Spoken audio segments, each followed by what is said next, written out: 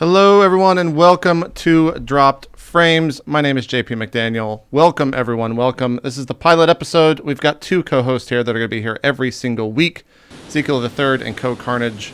How's it going, guys? Co, you're always moving. What is always, man. Always. Zeke, what's going on with you, man? Nothing much. I'm a little under the weather. I caught some sort of minor cold, which is just. It's not hard enough to put me on my ass, but it's Everyone is getting sick right now. Crappy enough to make me cough and make my nose a little stuffed. But I'm here. I'm ready to go. There must be something on the West Coast because like every employee at Twitch right now that I know is sick. Most of them just got back from CES. Everyone that went to CES is sick. So I don't know. I'm actually kind of nervous about traveling on Friday. I don't know who could have even given me this. I'm a Twitch streamer. I never leave. You never leave the house. Yeah, you should have seen him last night during his Subsplosion dance. He was like, "Oh, I'm going to try to do this." Let's try it. It's given best effort. Co, you're not feeling sick, are you? Great considering. You did great considering. Thank you.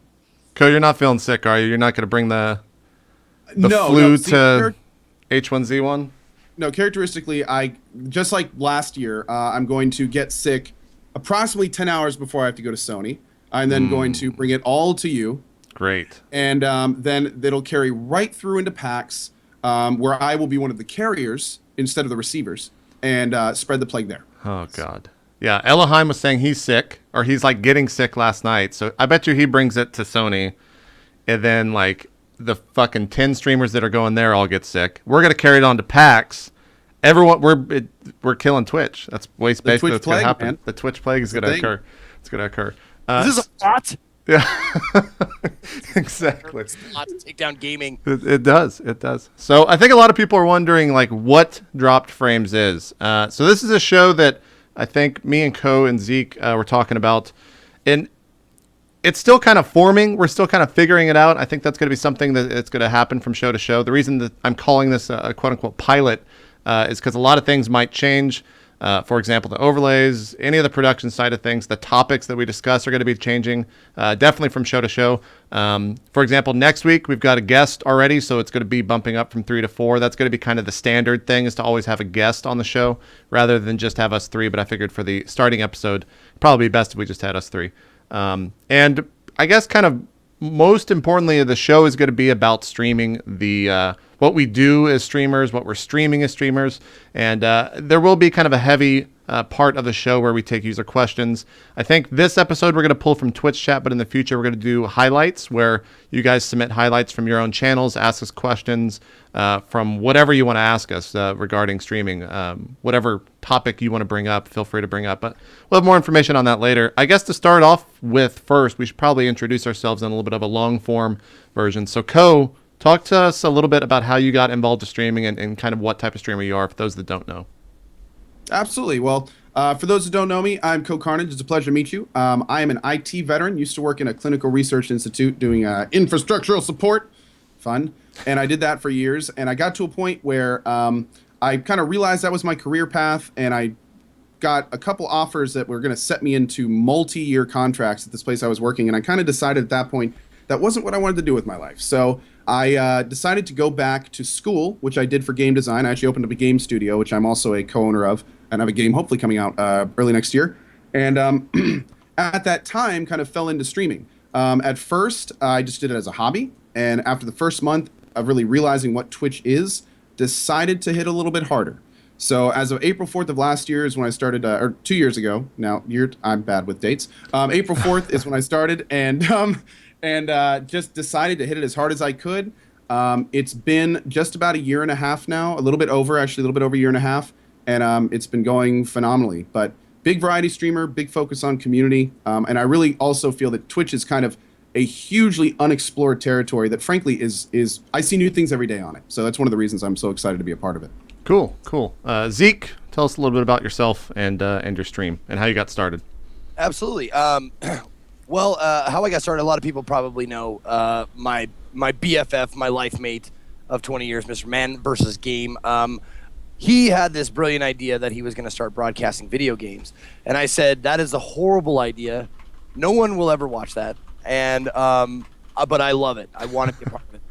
And he said, well, you know what? I did a couple of, pilot-y things and, trying. He's like, why don't you come sit with me? And I was like, okay. So I sat with him. We played some, I think the first day we played Smash Brothers, like Smash Brothers for, I think it was just the Wii, if I'm not mistaken. And we had some fun. We had like 5 viewers, I think. It was great. And we were jamming and rocking. I was like, this is great. This is swearing policy. I just want to know. What do you think? Oh, I already said fuck like 10 times in the start of the show. Good.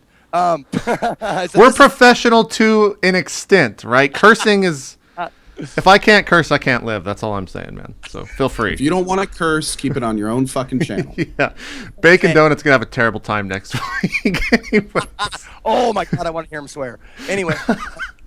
But yeah, no. So I started doing that. I was like, "This is fucking sweet. I love this. I want to do this." And so he kept streaming, and I kept guesting, and we started a thing called Men's Day, where I had a regular job. I worked at a pawn shop for a long time, and but I've been in comedy and I've been an actor and that kind of stuff, like just community shit, nothing too big. But I've been doing that, so like entertainment comes like natural to me.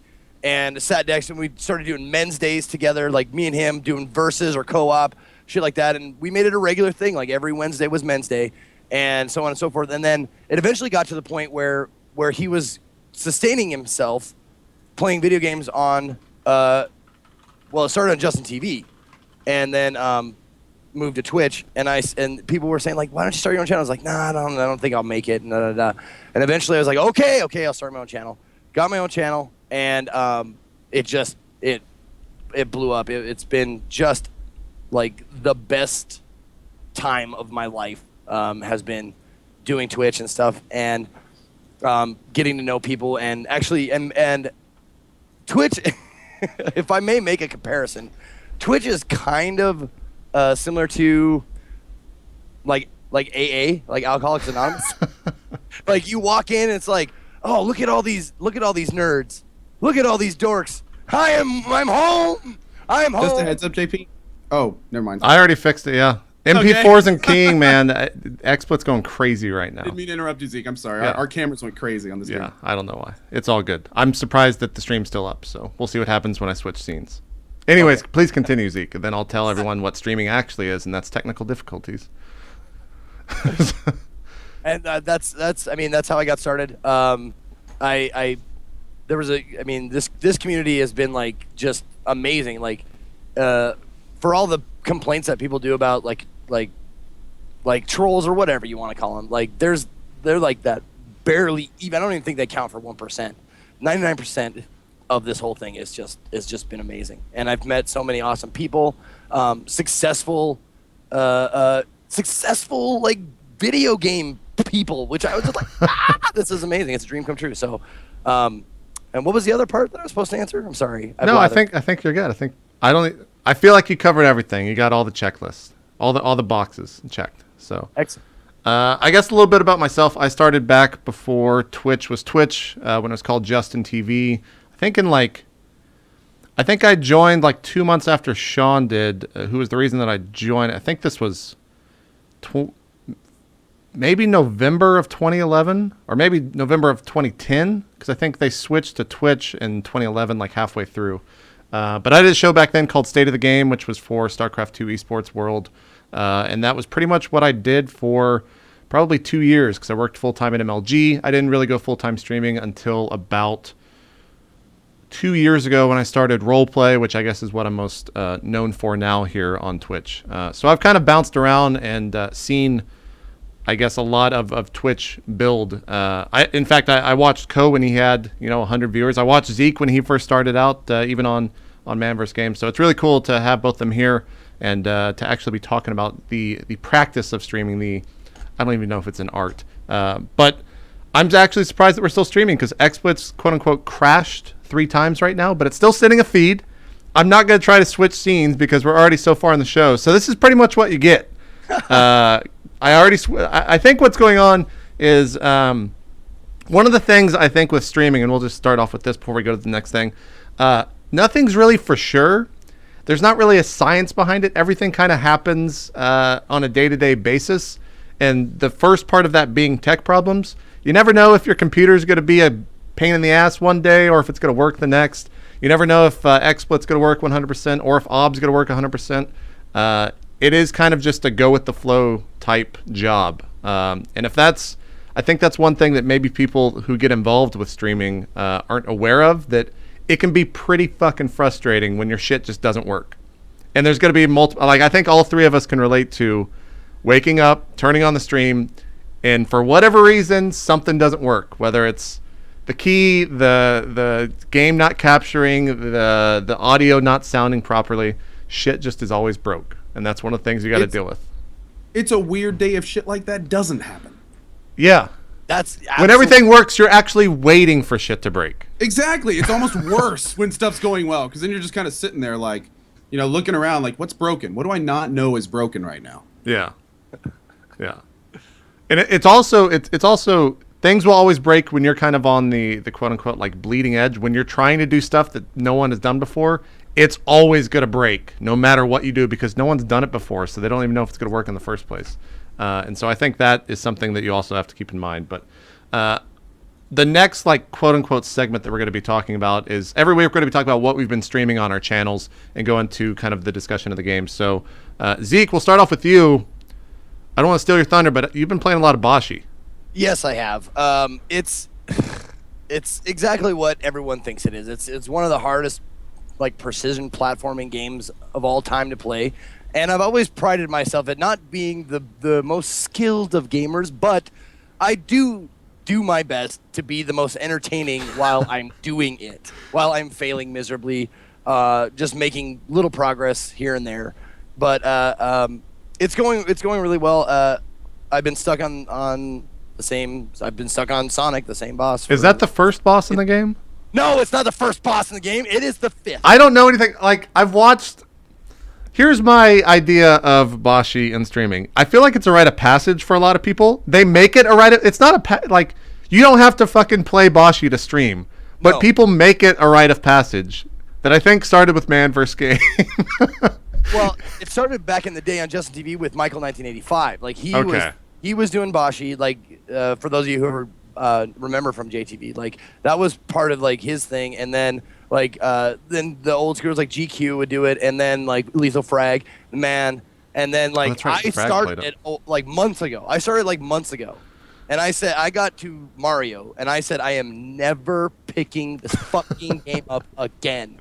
And then the Christmas this year came around, and I said, what's gonna put me in the best Christmas spirit? And I said, the fucking most frustrating game out there for me. And I said, great, that's put me right in the Christmas spirit. Nice and disgruntled and awful and hating everything. So what is it about? Like, are you enjoying playing Bashi? I am, actually. It seems like not. I rage and I scream and I'm salty. Like, you know, I mean, you've firsthand experienced when I get salty, like from the D&D streams. Sure. But even though that comes out, I think I would like people to know that, like, that's why it comes out, so it doesn't stay inside of me. And get pent up, yeah. It doesn't fester. Like, that comes out and then it's gone, and I feel much better. I feel good. So yeah, no, like, there's a lot of frustration, a lot of that, but I'm still having a blast. I'm not kidding. It's great. Ko, you ever mess around with the Bashi? You know, I've tried Bashi once during the Intel 1-hour game challenge. Oh. And where we had to play as many games as we could, at least an hour over a course of a week. And I think I got through 4 screens in an hour. That's the first? Really, really bad. Yeah, that's real bad. And the thing is with me is, unlike Zeke is great at raging and kind of, you know, doing the let it flow through you thing. He gets mad, he lets it out. Gets mad, lets it out. That's okay. For me, on the other hand, I just keep getting quieter and quieter. And for someone who's known for talking and being interactive, it gets to the point where I just get really quiet. I stop looking, and every so often when I see something in chat I don't like, I'm just like, yeah, shut up. Yeah, I kind of take it out on chat every now and then too. You do it then. When I get upset. It's much worse than that, though. You suck at the game. Dude, it gets bad. That's some of the entrails. That's my television remote. Nice. Some of the entrails of when I rage. Nice. There's just pieces of What things. caused that break? Was that Bashi? Actually, no. That was playing fighting games with Man vs. Game, and he. Oh, that was the Injustice stream. Yes, it was. I watched that. Yeah, I didn't see it break, but yeah. Let's not talk about it. Okay, I was about to ask about it, but let's not talk about it. Talk show where we don't talk about things. Yeah. What else have you been playing besides Bashi, or has it been nothing but Bashi over there? Well, if I don't have a laser focus on that particular one, I'm gonna throw it down. I'm not gonna pick it up again for months down the line. So I've been doing that, but I've been like peppering in like special things like the 7 Days of Zeekmas was awesome. It was a huge success. We are Congrats on that, by the way. Well, thank you. Huge. Yeah, you raised a lot from what I was seeing on Twitter. Yep. We did $6,600 for Toys for Tots, which was That's awesome, man. really awesome. But that's like during that time I was doing I did Minecraft with 2 10-year-old girls teaching me how to play Minecraft, which was and my dad was on, and my buddy Yippee Skippy was on, and like we had all kinds of variety stuff. But lately I've just been doing like the men's days every once in a while, and the role playing, the D&D, which you know is my favorite game of all time, is Dungeons and Dragons. Cool. Are you you mentioned like how you were always playing Bashi? Are you the guy that will bounce around from time to time, or like are you the man versus game style where it's just nothing but that game until it's completed? Zeke. It depends, honestly. I learned, and this is a good question that I want you both to answer. When I stop playing a game, is either obviously if I've beaten it and I don't want to, and that's it, and I don't want to like 100% or whatever, or 2 when I stop having fun.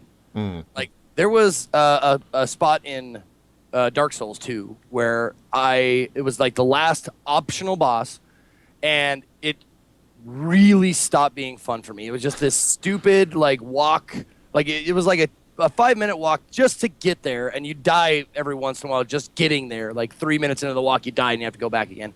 But it stopped being fun, so I said, I'm not doing this anymore. And I stopped, and I said I haven't picked it back up again. But that's my cue, is if it stops being fun, then people stop having fun watching you. Sure. And so the question to us is, do we do the same thing? Yes. When do you stop? Or what? Change games or whatever. I mean, I think everyone on my stream at least knows that I have like the worst gamer ADD. Like, I buy like 10 games at a time, so I always have at least 10 games to play. And then I'll just play like Counter-Strike Go for no reason at all. And I won't play these other games. But then like yesterday I was going to start, I think I was going to start Bayonetta 2 or something like that. And like 5 minutes before the stream, I was just not feeling it for whatever reason. So I just switched to another CSGO. So I think that my stream's a little bit different in the sense that the bread and butter, the meat of it is just these shows, like the role play, the dropped frames and all that stuff. And then the smaller thing that's still kind of growing and I'm always working on, but it's not really the main thing, is the personal stream where I'll play a game, whatever that is. But I typically, it's very rare for me to finish a game. And if I finish a game, I'm either really enjoying it or it's short enough till I know where the end is and I know it's in sight. It's not like, I think, Ko, you probably played Dragon Age. Did you play Dragon Age Inquisition, Zeke, at all? Yes, I did. Okay, did you beat it? I did not. See, I got to like when the game actually opens up, and it was still like 25 hours worth of gaming. And I can't sit there and play a game for that long, for like a week. Like I can't Dan's Gaming marathon a game where he plays like 12 hours of... I think he beat Kingdom Hearts 2 in like a week, which is kind of fucking insane because that's like a 40-plus hour game, and he just powered through it. I don't have that I guess, constitution to sit there and just fucking do it all day long. See, there's the difference, in my opinion, that the reason why I don't do that is because I don't want the quality of my showmanship, whatever you want to call it. I don't want the energy to go down. Like right. I could do that. I could sit there and play like, I don't know, whatever, name a game for hours and not like, because I do that when I'm off cast. I sit there and just like, and not be entertaining. And that's why I tend to like dip into games that take a long time, but more often than not, I don't like see them out to the end. Because of that, because the energy level, I want to keep it up. I want to keep it happening. And that's why platformer games like Bosch like that, that's why those work better, because they're quick, they're fast. It's like die, start over, go, go, go, go, go. You know? Co, what about you? Well, it's actually funny Zeke just mentioned that, because that is one of the primary reasons I stopped doing 24-hour streams. I actually did a lot of 24-hour streams when I started. I did like 3 or 4. I did a 36-hour stream for when this old MMO called Dragon Prophet released. Yeah, that went great. What I noticed is exactly like what Zeke just said. You know, you hit that 16-hour mark, that 18-hour mark, and all of a sudden, you know, you look over in chat and it's just a wall of people wondering why you're ignoring them, and you're just like, what? You know, just like you're so in autopilot, just to put it bluntly, enjoying the game, that all of a sudden all the other stuff that comes with streaming starts kind of just fading away in your mind. And that's a big problem, because if you're on camera, you know, now granted, you know, some people get loopy and crazy and people like seeing that, but people like me, just like when I get angry, you know, I just get more quiet. My entertainment value goes down. So, you know, knowing where your limits are, like Zeke was saying, is really important. Now, for me, on the other hand, what I've learned is my energy limit, as long as I have enough coffee, is generally around 12 to 14 hours. Right. So when Dragon Age Inquisition came out, for instance, I played Dragon Age Inquisition for 12 hours a day, 7 days straight.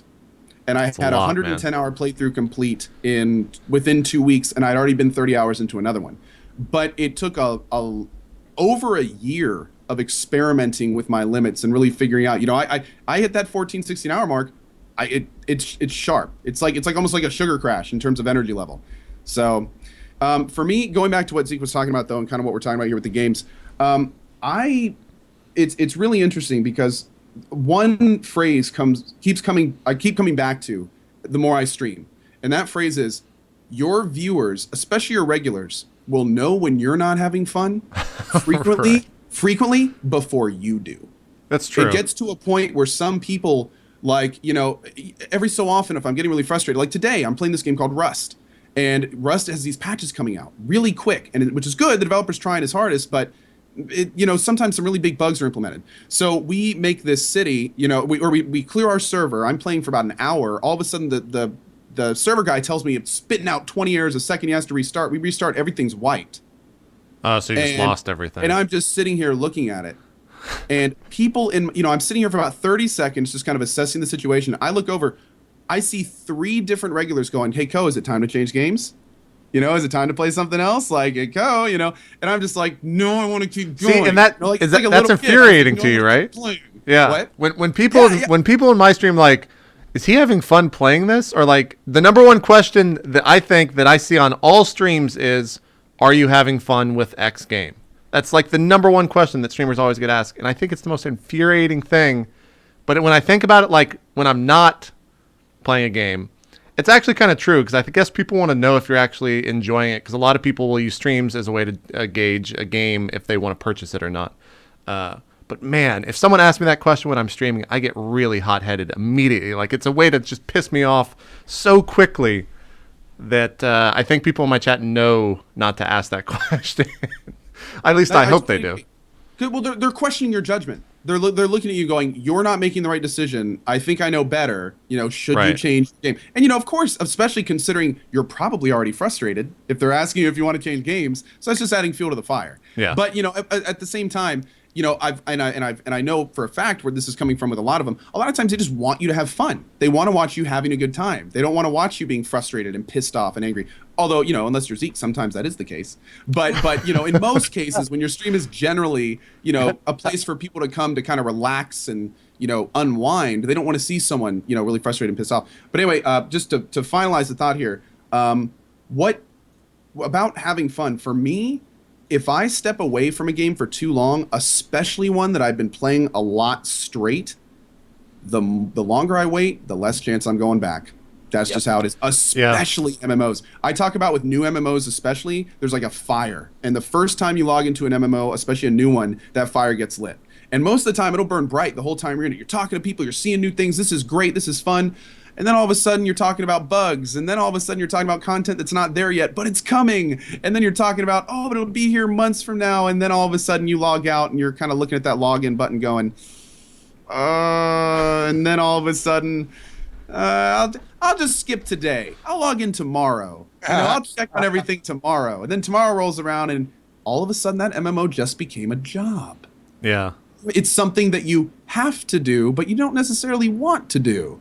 And at that point, you really kind of have to stand back. Like I had a very rude awakening with a game called WildStar, and where it very quickly became a job. And that's the phrase. Yeah, that game's super "Viewers know grindy. you're pissed before you" was exemplified in that game. And it got to the point where literally everyone in the channel was saying, "Play another game. Yeah.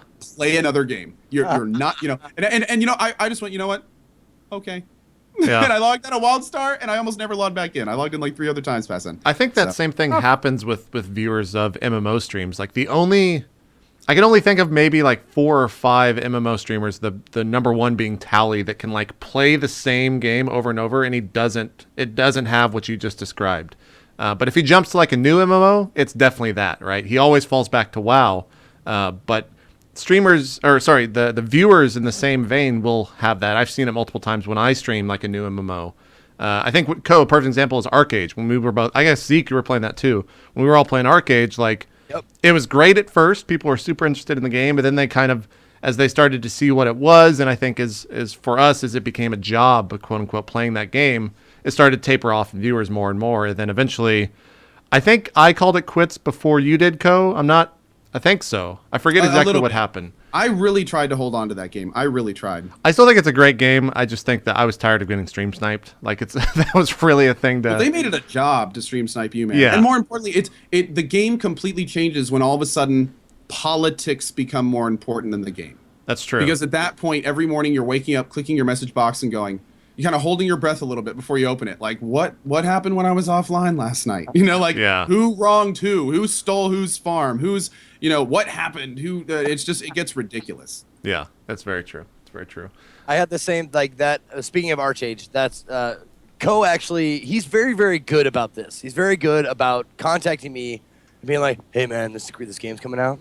It's great. Are you gonna pick it up? You should pick it up. I'm picking it up. Pick it up." I'm like, "Okay, I'll pick it up." And Archage was like that, and I picked it up, and I immediately started playing. I was like, "This is great! I'm having a great time." And then I was like playing, and then I did one like impromptu. Didn't even plan on it. That's the way the 24-hour streams like usually work best for me, is when I don't plan for it. Mm-hmm. I did 24 hours of straight Archage, and then it was like sex. I was like, turned off the cast, and I was like, "I am done with this forever." I just went boof, and I'm done, and I never picked it back up again. And I remember that. You confused so many people, because I remember people would come into my chat because you'd be playing something else and be like, "Where's Zeke? What happened to Zeke?" Like he was playing like nonstop for 4 days. Where'd he go? And I was like, I think Zeke's done. I think Zeke is done. And you just say it with a smile. It's not a bad thing. It's just like he had his fill. It totally was. It was like a light switch. It was just like after I turned off that cast on that 24-hour, that 24-hour did, it just went, and I went, I don't feel like playing this again. I don't know why. It's just gone now. Yeah. I've definitely had that happen before with, I'm trying to think back like what games I've played the longest. It was probably actually Destiny. I did a 24-hour stream of Destiny, and when that stream ended, I have not played Destiny since. So whenever the first day that game came out, I hit max level, and I was just like, I'm done. Fuck this game. Like it was a fun experience. I enjoyed the 24 hours I had with it, but I'm never going to play that fucking shitty game again. And that's funny. That's the game I play off cast, because it is really, it is just mindless. It is. That's the thing. It's mindless. It is 100% mindless. Totally. That's why I left it. I mean, yeah. I got to a point with that. I played Destiny for I think 3 days, and I played it in between something. Like Destiny came out, and then something else was coming out a few days later, and I was kind of just in a holding pattern for that. But by the third day of Destiny, I just at one cast, I just looked at the camera and I said, "You know what? I'm done with future Borderlands." Yeah. And I just stood up, and I think 5 minutes later I just logged off, and I was just done, and never been back in. That was it. Yeah, I've always thought about going back in, because did you guys do the raids in it? I did. No, I never got to. I understand why people play it. I mean, like, you get to the end game stuff, it looks really fun and cool, but yeah, just wasn't. Did you do any of the raids, JP? I never got to the you had to, I think you have to be 27 or something for the first one. I've watched them. Like I fucking sat down and watched someone play the entire whatever the first raid's called. I think I watched Giant Bomb's playthrough of it, but I don't know. I don't have any. Like Zeke said, I can't mindlessly play that game for any longer. And I understand how people can. I understand how people enjoy that. I just can't do it, especially on a stream, because like I think Destiny, that was also an interesting thing with that game when it came to streaming. Like the first week, it was gigantic. I actually hit an all-time peak high for concurrent of like 17,000 people watching the stream. And then cut to a week later, you couldn't get 1,000 people to watch a stream of that. Like, well, I guess you could because the raid came out, but a month later, you couldn't get 1,000 people to watch that game. Like it's just not a fun game to watch being streamed at any level. I do not stream it. Yeah. That's my relaxed. You're talking about Destiny? Yeah. This is going to be an interesting concept for a future show about niche streaming, because just like for viewers like us, variety, you're absolutely right. And the same thing happened to me. Every time I streamed Destiny, the numbers were less, even on big days. But there's some streamers that can latch on to the entire communities of those types of games. It's all they stream, and they'll just get thousands of viewers when they play those games, and then they switch to something like I would play and get a third, if even. It's like a reverse of what we have. It's really kind of interesting. Like right now, who are some big ones? Gothalion, I've watched him. Professor Broman, another big. They flip on their channel with Destiny, 2 to 4K viewers. Boom. And they're both fun to watch. They play off each other really well. They're good streams. But at the same time, I've seen them play other stuff like new releases when I come out, and I'll catch them like much further down, and I'm like, I'll see them on my follows and be like, that's weird. Why don't they? Oh, they're not playing Destiny. It's interesting. It's very interesting how it works. I think an even grandiose example of that, or even more grandiose example, is Trump playing Hearthstone. Right, 30K viewers easy. He switches to Prison Architect, 4K viewers. So it's very interesting with that. We'll definitely have to talk about something like that in the future. Zeke, is that pretty much D&D? Did you mention Fibbage? Oh, Fibbage. Yeah, no. I started. I really want to get. I'd love to have like some sort of like streamer game night, and Fibbage was the first time that I actually had an opportunity to get that to like sort of kind of happen. Yeah. Like, I got Gassy Mexican and La Renee and my mods and stuff. I actually texted Co and I was like, it's 10:15. He'll be up. He'll be fine. I was a little bit tipsy, and I was like, Co, come play Fibbage. And he's like, dude, I know not to contact Co after 8 p.m. Man, he's an old man. I would any other night, and I still want to play sometime. I felt so bad saying no to that. That would have been so much fun. I think. Have you played Drawful at all, Zeke? Yes, the same Jackbox game. Yeah. I prefer Drawful to any other game in that Jackbox party pack. It's so much more fun. Also, the only thing is that if you're doing like multiple streamers or streaming it, it doesn't work that well because like one person is the main thing, right? And then the other people have to connect via cell phones, and they don't really have anything to stream. So it is a little bit difficult in that regard. Maybe Fibbage is a little bit easier. But that's definitely a lot of... Have you tried playing with your viewers? I think that's a lot of fun, too. It's just like letting the game be public and playing with them on that. Yes. And this is the first time I've tried to do like a group game thing. Like this is the first time it seemed like viable that everyone could play without having, like even with just my mods and like other broadcasters I knew. Like even then it was a little bit difficult because like someone would start the game too early, or like we'd have to send out the new room codes and stuff like that, and I'd accidentally put it on the screen so everybody was clogging in, not the people I wanted, yada yada yada. Yeah. But yes. I would definitely have no problem with like just starting a game, opening it up to members of the community and stuff like that. I love that. I had a blast. I was drinking box wine. I was swearing. It was like, what else do you want? There you go. Co, what have you been playing recently on your stream?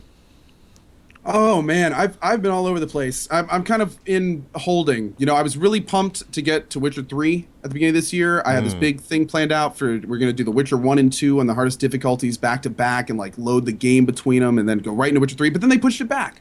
So I've been kind of, I was gonna be playing Witcher these last 2 weeks. So instead, picked up RimWorld. Fantastic strategy game for anyone that hasn't played it. Very much like Dwarf Fortress Light in space. It's pretty awesome, and you can get it off rimworldgame.com. Also been playing Prison Architect. Was playing some Don't Starve this morning. Really been big back into Rust. I don't know if you guys remember Rust from way back. I never played it because I think I played like way too much DayZ, as most streamers did, because it was, one, a really fun game to play, two, it's one of the best games to watch in terms of games that are streamed. But I never jumped on like the Rust bandwagon because it was kind of like that game that spun off of DayZ. But now it seems like they've done so much, and didn't they just like rebuild the game or rework the game to where it's not the same game it used to be?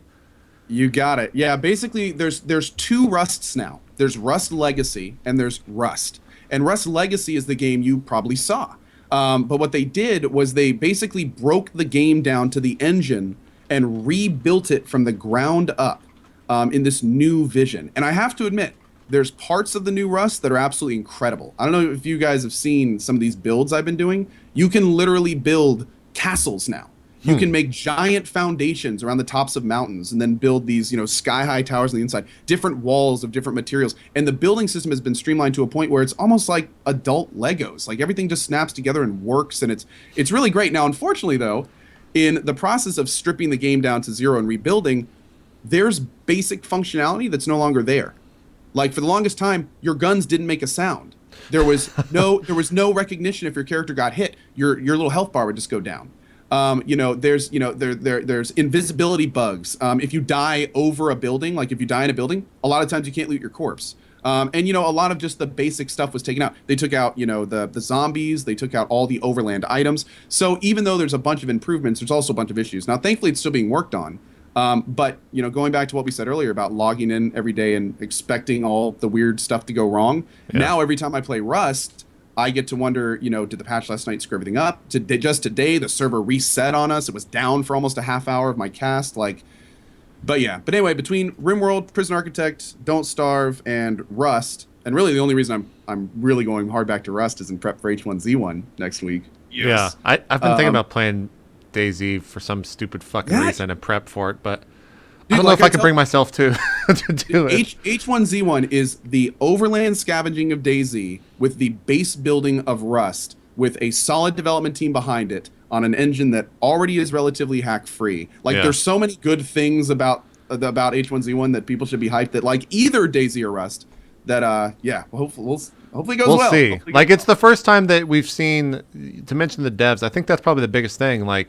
Everything else has been quote unquote indie, and this is kind of the first giant studio behind a game with the same aspects or the same things in it. So we'll see. That's exactly right.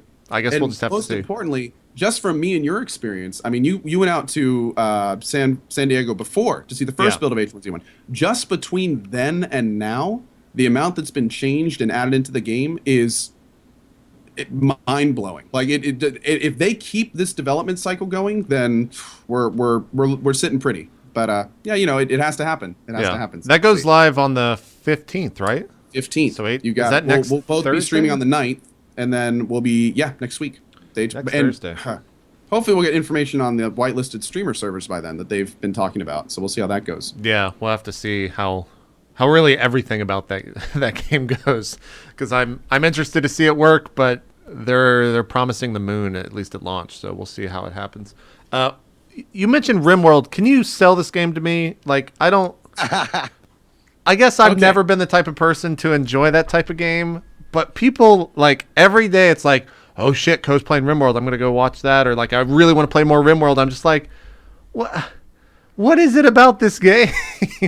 Okay, RimWorld is a fantastic synergy of colony management. So every person has their own traits, their own stats, their own skills. What I do is I name all my colonists after my subs. So anytime I capture someone, someone comes to the colony, I pick a random sub and name them. And then everything the person does in the game, I hold that sub accountable for in real life. So if he screws up in the game and he misfires and shoots someone, I ban him from the channel. Or if they, anyway, but it's a cool way to interact. But RimWorld itself is it's kind of like a base building simulator. And when I say base building, I mean you can build outside and mountains, rooms of any size. You don't even have to build rooms if you don't want to. It's this very in-depth base building simulator on top of a Sims-esque management system where every person's different. Put in an extensive focus on combat, tons of different weapons. There's also research. It's so many different things in one that there's always something going on. You're always doing something. There's always something you need to do, always a challenge you're preparing for. It's one of those games that you're always engaged the entire time. And the depth of it is also just pretty incredible. And it's also still in development, and the guy that makes it is really working hard on it, a great dude, listens to feedback, so... Zeke, what do you want to say? Yeah, Zeke wants to jump in bad. I think that Julia summed it up best in the chat. She said, "I don't understand it. I just see Cohh moving little people around and some die horribly." And that's I will say, I watched it too, and I was like, that's okay. what I saw. Now, another thing that makes this is absolutely amazing about the game. First of all, for anyone that's listening to this and has no idea what this looks or what this game is, if you've ever seen Dwarf Fortress, it's like. And see, Dwarf when you Fortress. say that, I'm immediately turned off because I know exactly what Dwarf Fortress is. So you didn't like Dwarf Fortress? Yeah, I mean, it's like a worse Civ with more time that you have to spend in it. Is the way I envision Dwarf Fortress. Well, I mean, that's kind of what RimWorld. I mean, I don't want to say RimWorld's bad, but that's if you liked Dwarf Fortress, you will most likely like RimWorld. If you didn't like Dwarf Fortress, RimWorld is actually still a good game to play because, like I said earlier, it's kind of like Dwarf Fortress Lite. It takes away a lot of the things that really put up barriers and walls for Dwarf Fortress, which was, the keyboard-only interface, the really weird way you'd manage stuff. You had to know hotkeys. They made you work to enjoy Dwarf Fortress. And RimWorld is a lot better about kind of getting the player introduced to it. Yeah, because that was the other thing, too. Linearly. Booting up Dwarf Fortress is just like, you fucking time to go look up a guide because I have no idea what the hell's going on here at all. I remember. Yeah, dude. The first Dwarf Fortress tutorial I did was how to build your first few rooms. It was a 25-page tutorial. Yeah. And literally most of it was like step 1, step 2, step 3, step 4, step 5. Now you've named your colonist. Step 1, step 2, step 3. You've selected a colonist. It's like it was ridiculous. It was absolutely ridiculous. But yeah, this game it very much brings that concept to a broader audience, while at the same time putting a sci-fi spin on it. Because the whole point of RimWorld, by the way, you've crash landed on a planet, which you can decide all of the features about, and you have to build a ship to get off it. So the whole point of the game is researching these certain components and then building this extremely resource-intensive unit to then get off the planet, and that's how you beat the game. So, and what's really cool is there's this streamer that's kind of known for playing FTL, and then when he loses an FTL, he does this whole, the plane has crash landed on a planet, and then he brings up RimWorld, and he plays around a RimWorld, and when his ship takes off, he goes back to FTL, and now we're in the stars again, and he'll name the people the same between them and make sure it's the same number and stuff. It's awesome. It's really cool. It's a What great streamer idea. is that? But Do you remember the name? the name escapes me. I hate it. Someone in chat will probably bring it up then. Next drop. I'll bring the name next drop frames. Okay, cool. I think people would be interested to hear that. If y'all are wondering why I'm not jumping into this stuff, the reason why is because I don't find myself playing games on stream that don't have an end. I don't find myself playing things that are just you can go forever. Like Minecraft, DayZ, Rust. You can do anything as long forever and ever.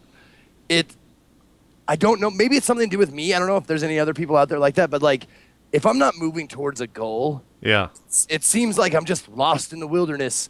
Look at this tree that I own. This is my tree. Look at it and in amazement. And I'm not downplaying it, but that's in my head. It's I built a tree now, or I built or a house or whatever. It's I built a house. Look at this. What's next? Build another house. I already have a house, but that's the object. Just build another house. Zeke, see, you're missing a very key word. You're missing all of this will be fixed with one word. Okay. In that second sentence, you put in bigger.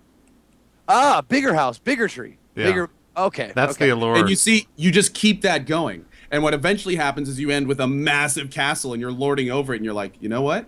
This is good. That's the allure for me as well. It's always bigger and better.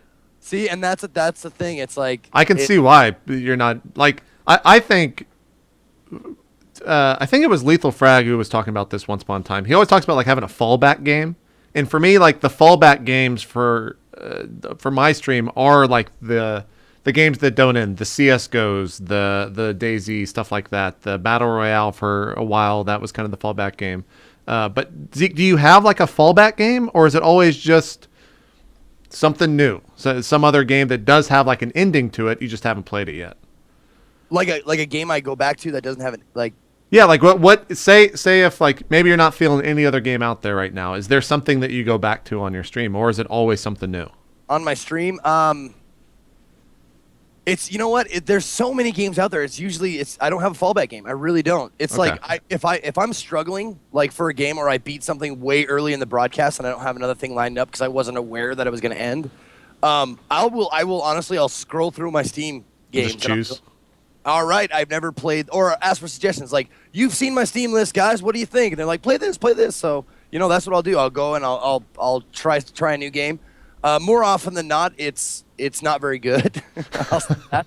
That's like it's like anything, like any group of people, like any like thing it's about 70% bad stuff and about 30% really good stuff. And that's what games are to me. It's like about 70% of them are not something I would like to play, and then there's 30% that are good, and then there's like 5% that are just like right in my wheelhouse. Gotcha.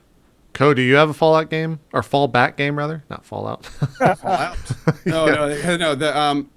I have different fallback games at different times. What I generally do is I'll be playing one game semi-extensively, and then I'll kind of do like a morning. Like what I've been doing recently is every morning I start with RimWorld, and then the afternoons I'll play something else. I'm actually just switching that up tomorrow. I'm checking out I think a game called Wasteland 2. But you're gonna have fun with that. Yeah. If you enjoy reading, you're gonna have a lot of fun with that. Oh, cool. Well, that's fine. That's okay. fine. I'm a huge Fallout 1 and 2 fan. The game I'm making is actually based on an old game. Well, it's not based. Spiritual successor to an old game called Arcanum, if you ever played that.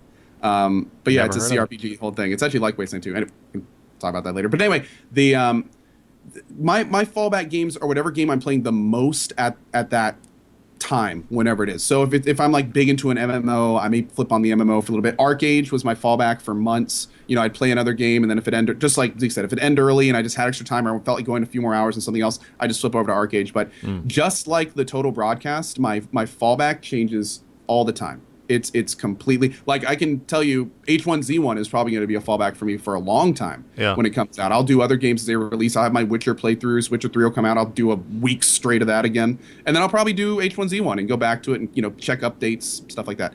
Any game that has a lot of updates that I can go back and look at, I'll do in those little blocks too. Like something I haven't done for a while.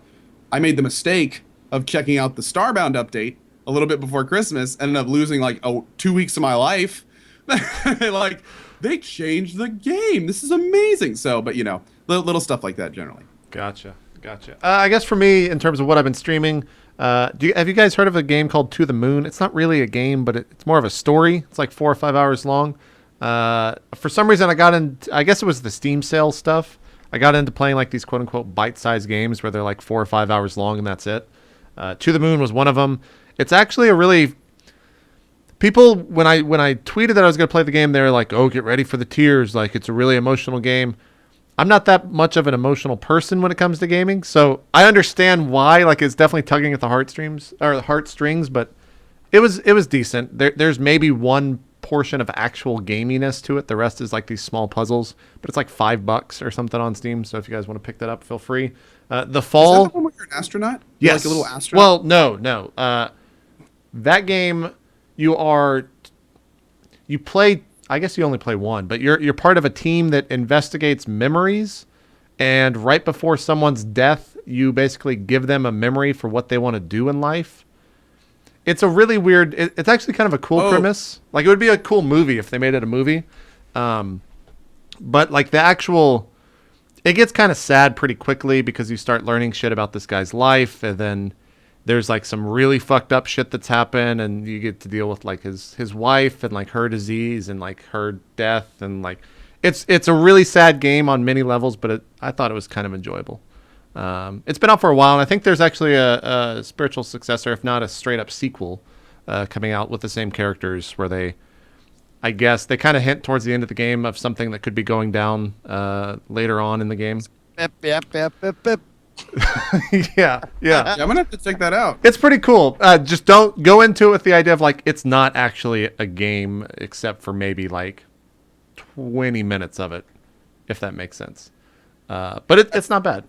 That reminds me of the Telltale series games. It's not like moving a guy around all that much. You're basically just making choices, choose your own adventure kind of thing. And this isn't even making choices. You're just kind of like reading. There's puzzles that you solve, basically, and there's things that you have to interact with in the environment. That's about it.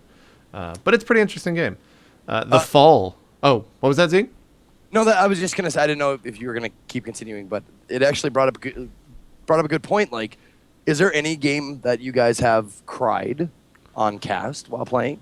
Or not cried, choked I mean, up. not a game. I think episode 100 of State of the Game, the final episode that we did, I was really fucking drunk, and I definitely like was pretty much in tears at the end of that episode. But in terms of a game, I don't think so. I'm trying to think back to everything that I've played. To the Moon was probably the closest one to it. Brothers. Oh, okay, yeah. Your Brothers was pretty close, yeah. I have 3 brothers, and that just fucking nailed me. Yeah. I don't think I played Brothers. Oh, you have to play Brothers. It's a fantastic game. Feelsy, like you. I mean, I was like, like I was like trying. I was trying to hold it together. Well, it hit me right at home. Yeah, that's true. I have a brother. Yeah, you should really play that game. Not only is it amazingly gorgeous, the gameplay in it is really awesome, and like Zeke was saying, the story in is really, really good. You guys have given me 2 games to check out. This is good. And they're only like 4 or 5 hours, so yeah, it's great. Just like, opened up my browser or my gaming computer to get To the Moon. That's awesome. I'm actually gonna order while we're talking. There you go. Anything that you've played? 2. There's 2. One of them I didn't cry, but I have to say, if you ever play this game called This War of Mine, I've heard about this. I know what it is. Whoa, you want to? It is like a depression simulator. I've heard it's really depressing. I swear to God, it's like now. Granted, none of it is like it's all kind of surface level, so it's not too bad. But there's some really heavy stuff in there. I will say though, in the last year I have shed one single manly concentrated tear, one, and you wouldn't guess what game it was normally. If you're in my channel, you might, but there was a scene in a specific path of the latest Wolfenstein game. Oh, I'm trying to think of what that is because I played through that. And what it is at one point you have to make this decision, and it changes what character this one specific one is. And this character can be either this kind of crazy guy or a rendition of Jimi Hendrix. Okay. And I'm going to spoil it a little bit. Do you guys care? I don't care. I've played through it already. Okay. Yeah. The way that this character exits the game is one of the most beautiful things I've ever seen in gaming. And this is the Jimi Hendrix rendition. These guys are beating down his door. He knows he's going to die. He just shook your hand and he wished you on the way. He turns around and it's like this epic scene of him turning all his amps up, and he starts doing the rendition of and I was just like, this at all. oh my God! I was like, this is amazing. Like it was one of the most like tasteful, like, because at no point does he say he's Jimmy. In fact, he is this disfigured music guy of the generation, like, because it's an alternate history game. So just to have that kind of homage in the game, like it was very powerful. Because again, like it wasn't even, referenced at that point. So I gotta say that hit me out of nowhere. And I was just, I have it as a highlight. I was just like, it was amazing. That actually adds something. I need to get a spoiler graphic on the show so that we can bump that up when we do decide to spoil games, because it's going to happen. No, I mean, it's going to happen. Like, we're going to be talking about games pretty much all the time. So I think the other one too, I can't remember if I might have just held him back, but the end of Last of Us was definitely something that brought up the feels. And I don't want to spoil that because, yeah, that entire game is just great.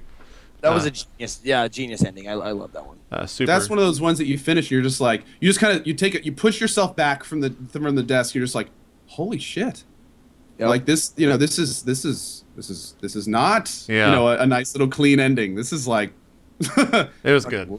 Okay. It's good. I played a game called The Fall, which is also another 4 to 5 hour game.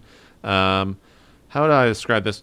So the premise to this game is that you play an AI suit, like a suit of armor, that falls from the sky in underground, and you are trying to save the human that is knocked out unconscious inside of your suit. And it's a puzzle game. I think it's 15, maybe $20. I think I got it for like $7 on the Steam sale. But it actually won a bunch of like best story of the year for 2014 on a bunch of people's lists. So I would say check it out. It's short enough that it's only like a 4 or 5 hour commitment, and the puzzles in it are pretty pretty involved, where you actually have to think. I had most of it spoiled in my chat, which I'm totally fine with that. But if you're not one to enjoy the story, or sorry, the puzzle solving from your chat, then don't stream that. For some reason, I have this weird thing where I'll play a JRPG every once in a while, and I finished a game called Tales of Exilia, which was like 40 hours. I don't know why the fuck I was playing that. And then I played Bayonetta. There was that other one before that. You did one before that too. I remember. I remember playing Final Fantasy X once upon a time. It was an anime game though, like right before that. Oh shit! What was that anime game that I was playing? I remember. I'm seeing some of your tweets. I was laughing so hard. I can't remember what that was. Maybe someone in chat will tell me. Must have been a great game. That's Tales of Exilia. The game's really weird, man, because the entire time there's like this 12-year-old, I don't know how, she's probably 12, maybe 13, female character in your party, and she has this stupid little pet who the entire time is telling her that she needs to eat more, because if you don't eat, you'll never grow your bazongas. And then there's like this old, like 80-year-old guy in the game that's in your party, and he's like hitting on her the entire game and like telling her, it's just like a ton of sexual innuendo that's just like really, really weird. And it's so Japanese. I love that. I love the absolute weirdness of Japanese video gaming sometimes. It's delicious. It was a lot of fun. And then I played through Bayonetta 1 for the first time last week, which was definitely something that needed to happen. I still haven't played Bayonetta 2, though, which will happen sometime soon. So it's pretty good. Yeah, I've heard it. The reviews were definitely good. Wheat was telling me all about it. He played both games back to back and absolutely loves that game. So I will play it eventually. I'm just not sure when. So yeah, that's what we've been streaming. Let's talk about who we've been watching stream. For me, I've been watching a lot of CSGO, primarily Shroud. I think it's like M9 Shroud. M9 Eclipse, but his name is now Shroud. It's kind of weird. He's on a team with the name Shroud, but his stream is completely different. And then I've also been watching Miss Harvey. CSGO is just a type of thing where I can just like turn on a stream and kind of forget about it. It doesn't even have to have audio. I could just watch someone play for hours upon hours. And then I guess I think all three of us have been watching AGDQ. Yes. Yeah, was going to mention that. For me, last year I gave Donkey Kong Tropical Freeze, which is an amazing platformer. Probably it was my favorite game of 2014. They started off their broadcast with that game being streamed, and so far it's been my favorite stream. But what about you guys? Or favorite game streamed from them? Co, what have you watched on AGDQ that's been your favorite from them? If you can even choose a favorite run. I was gonna say I really liked. I'd never really, and I know people are gonna destroy me for this. I'd never really sat down and played Zelda 2 beginning to end. I kind of liked watching that. Also, the Bashi run was just. See, awesome. I missed that. I wasn't on air. I was broadcasting when that was happening. Being someone who's played Bashi and really knows how, we're talking like 0.01 seconds that you're turning your controller at some points. Just the amount of control, I don't even understand. It doesn't even make sense to me how on some of these just extremely complex rooms he walks through it while talking about something not even related to the game. And it's just like, what are you doing? Like, where did you come from? Like it's insane. So, and then you watch Zeke, and you're just like, eat a dick. No, I'm kidding. No. You should see him do it when he's been drinking. It's still amazing. Oh, this is Witwix. Yes, we're talking about Witwix. Yes, we're talking about Witwix. Yes. That is the one that I was going to point out as well. I always he's been in it twice, I believe. He was in SGDQ and then he's in AGDQ this year. But that's the one I shut down my stream to watch it because it's amazing, and he's probably like he's got this like mean-spirited sense of humor that I dig it. It's just he's just kind of an asshole. I really like it. I think he's hilarious, and he's tells it like it is. He's skilled like a motherfucker. So I mean, yeah, he's great. Yeah, that's what I watched, and I also watched. I watched a couple of the Sonic races earlier before the broadcast today. What else was I watching? I was watching last night. I watched Morrowind for about 20 minutes just because I wanted to see what that game was like to run. they basically weird. break the game in like the Yeah, first yeah. minute to where he's just like levitating across the world and going from place to place. They mix those, the spells together and just boop. Yep. Yeah, that was kind of interesting. I'm trying to think what else. There was a 4-way race for Donkey Kong. I think it was Country 2 last night. That was pretty interesting. I was watching that. And then they played Splatterhouse from from 1988. I think it was the TurboGrafx version. I'm not sure. That game was really dark for 1988. There's like upside down crosses and shit in the arcade version. Yeah. I was really blown away by how that game was actually released back then. Oh yeah, and I watched a lot of the Mario block as well, like the Mario and Lost Levels. And Did you see the what is it? The not Kaizu. That's from fucking Pacific Rim. The Kaizao or whatever that is. The fucked up Mario mod. Kaiju is from Pacific. Kaiju. Maybe it is Kaizao then. I don't know. I think it is. Yeah. No, I watched a little bit of that. Yeah. And that was kind of, I guess, in the same line of Boshi, of just being absolutely insane, where there's just invisible blocks everywhere and the game's just an asshole. And the dev even has come out and said this is designed to be an asshole game, which I guess that kind of falls into the Boshi level of whatever that game is. The best part about it too, and I don't know how they're doing it, but they get the VODs up very, very quickly on YouTube without the stream ever going down, which is really impressive. I don't know how they're doing that. But I watched Donkey Kong Country 3 hours after watching it on Twitch on YouTube, and it was in 720p 60. I guess they're because a recording will start on Twitch when the stream starts, and I guess they're just pulling it from that. I don't know how it's done. At that point, when you're that big, they probably have a second computer also capturing and just doing straight work. They might be just work with that computer to pop it up. It might be that too. I'd be surprised how they wouldn't if not doing something like that. Yeah, that would be an interesting thing for me, only because I'm a production nut to be able to see what they have behind the scenes on their line. I know Chris Hanel did all their graphic work for them, and I know it's pretty intense this year around. So that was kind of the biggest bump I've seen. Now, is it just me? Speaking of AGDQ, is it just me, or does it seem like they raised a shitload of money for cancer research? I think they hit $1 million last year, did they not? Yeah, they did. Or the summer games done quick or whatever. Yeah. I'm not sure which one it was. Something like that, yeah. They raised $1 million. But they raised a shitload of money for a great cause. But is it just me, or does it seem like they could put it it looks like they're playing in the Holiday Inn Express. Yeah. Get everybody get some comfortable more chairs. They have a couch and stuff, but it looks like I think they're actually at a Holiday Inn. Are they really? Believe it or not, they're in a conference room of a Holiday Inn. I mean, okay, but Dude, I don't know, man. One time I was watching, there was somebody falling asleep in the back row, and the whole chat was just spamming Resident Sleeper. I think that's part of the. To me, that's part of AGDQ. I hope it's got that. If that goes away, I think that would be pulling away from what people expect from that stream. But I definitely get you, Zeke. It is kind of weird seeing those weird conference room chairs that are just really uncomfortable to sit in, that have the little links next to the sides of them. You always see them.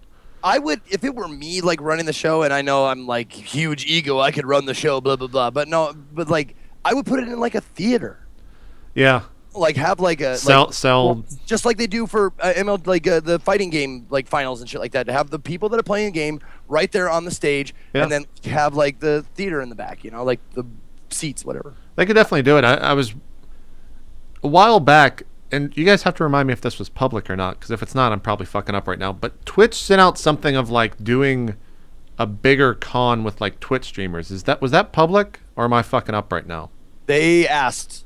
Okay, because there was a would you attend? I think it's yes, okay. The survey, yeah. The survey. Okay, so that was Jesus. Okay, so I think I think they tweeted it out.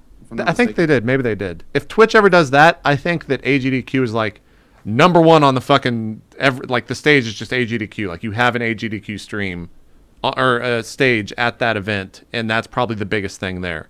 For both people if watching Twitch it. ever does that, Twitch is crazy to not have a TwitchCon. I think it'll happen. I think it'll definitely happen. I hope so. Only because it's pretty much PAX, but with you have all of your employees already that stream. You just invite them all to come stream on a stage, and that's people will fucking go to that thing immediately. Call Snowden, JP is leaving. Exactly. But yeah, I think AD to Q every year. It's cool too how they keep it interesting because for the most part they do have a lot of games that they're repeating, but every once in a while there would be like a new game that's in like I guess for example this one was Tropical Freeze for me. It's a game that's never been streamed before, and they keep it interesting. And I think there's a couple streamers that are getting involved. Waffle's been going to it a lot. I think Dan's Gaming's going to show up in the next couple of days there. I'm not sure if he's just going or if he's going to be streaming or what. But you can kind of see that some of the other broadcasters are trying to get involved with it, whether it's just attending or. I missed it. What is this? Just Dan's Gaming and a bunch of the other big Twitch streamers are going to be in attendance at the event. Waffle's already been there. I think he read off. This is Awesome Games Done Quick. Yeah, Oh, at the event. okay. Yeah, at the Holiday Inn or whatever. I actually heard Zeke is doing a Bocce speedrun next year too. I am going to choke life out of you through the camera. Come here. I thought about that. Like, if you guys were tasked with having to speedrun one game, what would it be? I already know mine. What would it be? EverQuest 1. I've been what? What, a level grind in EQ1? Oh my god. Hey, seconds to 70 worldwide in EQ2. I actually thought about that. I actually thought about like what would I like? I wouldn't mind breaking into like speedrunning and like what game can I play over and over again that I really like that goes really quick that wouldn't take awfully long to speedrun so I could get lots of runs in over and over again. Right. And the game that kept coming up in my mind is Hotline Miami. I definitely love to break. Have they had that game on there? Yeah, I think they have. I'm sure. Okay. Pretty sure. Dude, that's a pretty tough game. It is.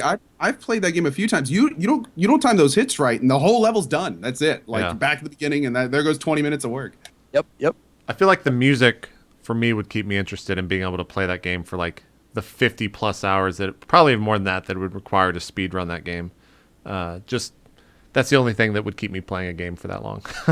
I don't know what I would speed run. It would probably have to be like some JRPG of some sort. Like watching the Chrono Trigger run year after year is super fun. I probably played through Final Fantasy VI 8 or 9 times and still have not seen the ending of it for some stupid reason. I've told it multiple times on the stream of why, but it would probably have to be some JRPG of some sort, I think. Even though that would take the longest, that'd be like a 4 to 5 hour speed run for most of the games. That's what I've got. You'd still do EQ1, Co? Realistically, and these are going to be weird. No, I would like to do. What are you talking? I know which one you're going to say. Minesweeper. He stole it. Right, Maggie? Right, Maggie? And he's out. Well, we need a new host. Zeke's kicked someone off or made him leave. Awesome. We're even. Let's just leave it at that. Okay, so realistically, I would kind of like to speed run Deus Ex 1 and the original Shadow Warrior. Ooh, I've heard Shadow Warrior's tough. The original one.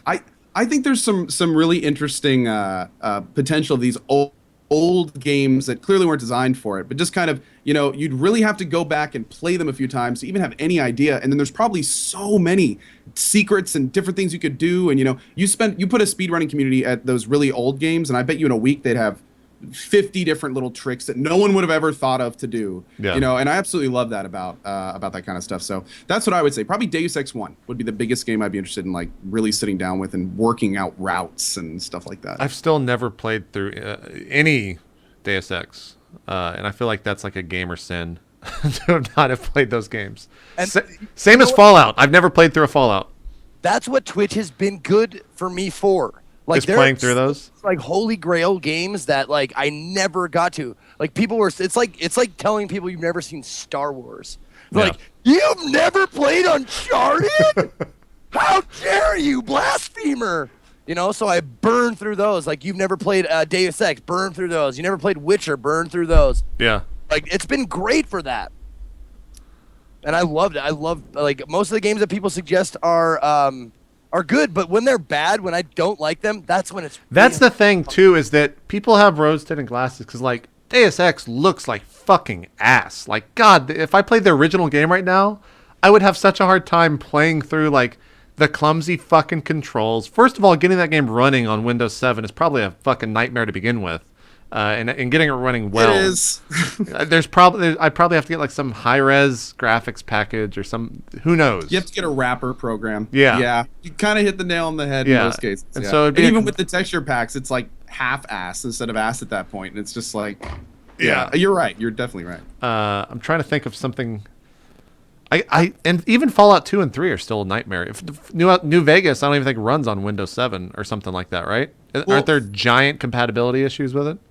Fallout 3 and New Vegas definitely had some issues. Now, if you're talking about 1 and 2, that's like the old stuff. Like GOG might have updated those. Good old games might have put something out. Who knows? Good old games is great about that, actually. Yeah. But seriously, Fallout 3 and New Vegas, please play those. We'll see. I mean, if Zeke, you haven't played them yet? I vouch for them. They're you've played them. Okay. Oh yeah, they're excellent games. Yes. Yeah. I go as far back as saying 1 and 2. I mean, seriously, the writing, the character development, some of the stuff in Fallout 1 and 2, that got me into gaming. Fallout 1 sold me that games could be more than just for fun. They could be interactive stories with real people. You could do things that had real consequences to these other, things in this. Like, it was eye-opening. That and Deus Ex 1 kind of wrote what I thought about. I could think about these things. Huh. So Fallout 1, man, I recommend it. And 2. Fallout 2 is probably the best Fallout. Maybe. We'll see. I would have such a hard time. Like, I did that with Baldur's Gate 1. I played it. It was actually a YouTube playthrough, not a Twitch playthrough. And I still, like, for probably 6 months now, I am literally in the final dungeon, and I have not played that game. I don't know if I'll ever finish Baldur's Gate 1. I'm, like, right before the final boss, and it's just like, I don't have any interest. The worst place you can lose steam in a game is what you just said. Where there's only a little gameplay left, and it's something that you'd really have to focus on to do. I've found that's and I think it's at the point too where I would have to go and fucking grind levels to be able, because I basically like rushed through the game, and I'm the type of person that if I don't enjoy the game to grind through it, I'll probably just fucking turn on hacks and like beat the game in a really lame way. So I don't know. Notoriously bad for leaving the final boss up and never going back to the game. I've done that on so fucking many games where I'm just like, I think it's a subconscious thing. I don't want the game to end. Yeah. I don't want it to end. I was like that for Dark Souls. The entire end of games I have missed for that very reason. When I get to a point when I feel like I've stopped advancing and now it's just story and cleanup. Like you're no longer like, saving all those items for that awesome armor you're going to craft down the road, or get, working towards that big power. You already have the power. You already have the armor. And it's just kind of like, I can go do this in another game now instead of. Yeah. Well, anything else you guys have been watching besides AGDQ in terms of other streamers that you want to mention, or fun broadcast that you watched? I was going to say watching Man's Wings of V has been amazing. I can't watch him. I can't watch him just murder himself over and over anymore. It's incredible. It's literally like the guy pushing the boulder up the hill. Like he does a phenomenal job. Zeke, anyone for you that you've been watching? You know what? That's the funny thing. Like people, I get exposed to new viewers, or excuse me, new viewers. I get exposed to new broadcasters all the time, and one of the big proponents of that is something that I do every once in a while on Saturday nights called the Jackass Podcast, which is Jack Lafeer, his channel, and it's kind of a community thing where they have like anywhere from 16 to 20 something broadcasters on talking about like what they've been watching and like that kind of stuff. But I keep going back to the same like 4 things. I keep going back. Like I will never, like, if Spam Fish is on, I will watch Spam, because I've watched him since Justin TV, and he's never disappointing. He's always hilarious. Coh, I will lurk in Coh's channel. Sour Kool-Aid Show, I watch them because there's nothing like them on Twitch. That's very true. Yeah, I've been there a lot lately. I watched his. He did the stand-up thing. Was that last week? I think it was last Friday. Yep. Yeah. Yep. He did the hour-long stand-up thing, which was fucking amazing. Yeah, it was really cool to see something like that. And super well done with the green screen. I thought that was in his garage. I need to catch that. Yeah, he did an hour-long stand-up, and you just don't see anything like that. It was really interesting to watch. Yeah, that's what he did before he was on. He won the Oregon comedy competition. Oh, okay. Yeah. Cool. Anyone else besides, you said 4. What was the 4th? Sour Kool-Aid Shoal, Jack LaFear. What else? Oh, Spamfish. Is that 4? Man vs. Game. Man vs. Game. Okay. There you go. Yep. And I think smaller streamers from time to time, like, and I hesitate to say anything like diminutive about streamers, like a smaller streamer, or like, I don't know how do you like. Do you like smaller streamers? Fine. I mean, if it's numbers, we're not talking about talent. We're talking about numbers. It's not like I don't think any. We all started as smaller streamers. Yeah. You work your way through smaller streamer. It shouldn't be a bad term. Okay. But yeah, I know I pop in and out of other different streams depending on like game choices or if they've been recommended and stuff. And it's just like 80% of my normal people that I watch, and the 20% is just a mishmash of like me just popping around. Cool. I'm actually exactly the same way. I run a streaming team for everyone that knows the coalition, and I pretty much if one of the people I watch isn't on, or sometimes even when they are, I'll just open that up, go down between Chris, Noosh, watch Noosh a lot.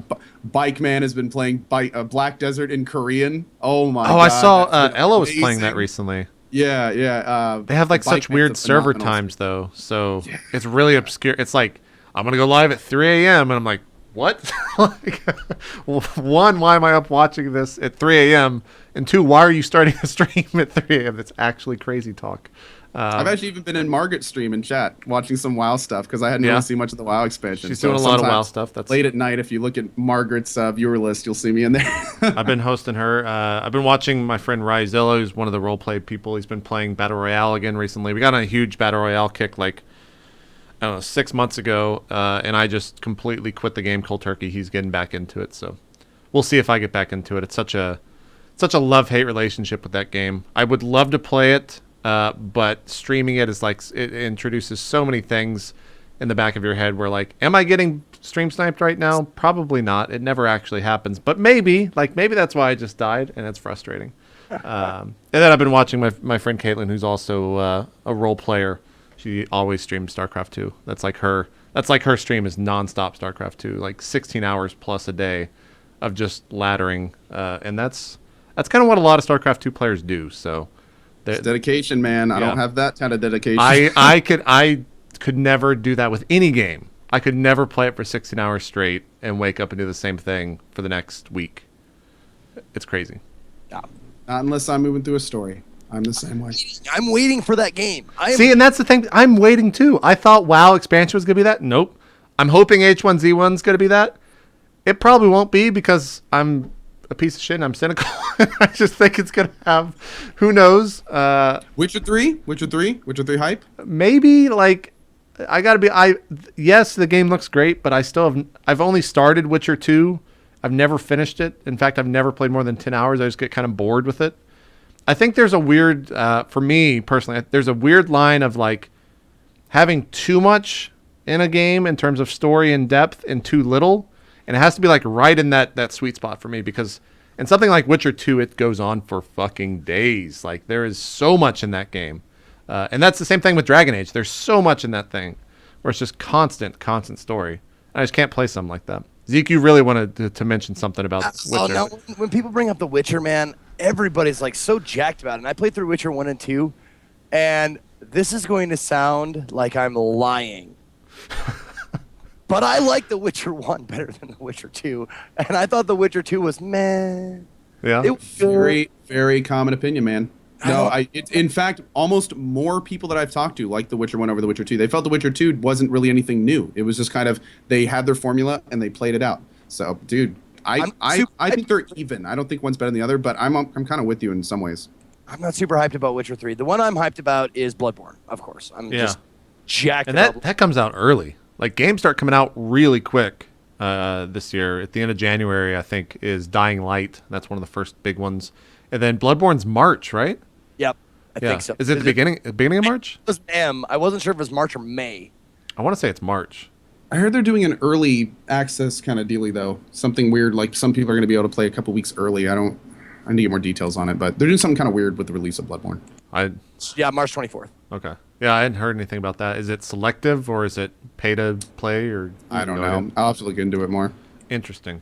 Yeah, I had not heard about that. Evolve's coming out pretty soon. Order 1886, I think, is early Feb, and I think Evolve's late February. That's soon for Order. I think. Yeah, it comes out. Maybe it's March. Let's see. Nice. No, that's great. That'll be a fun one to play. Yeah, it's one of those games where I'm not. Oh, okay. Yeah, February 20th is Order 1886.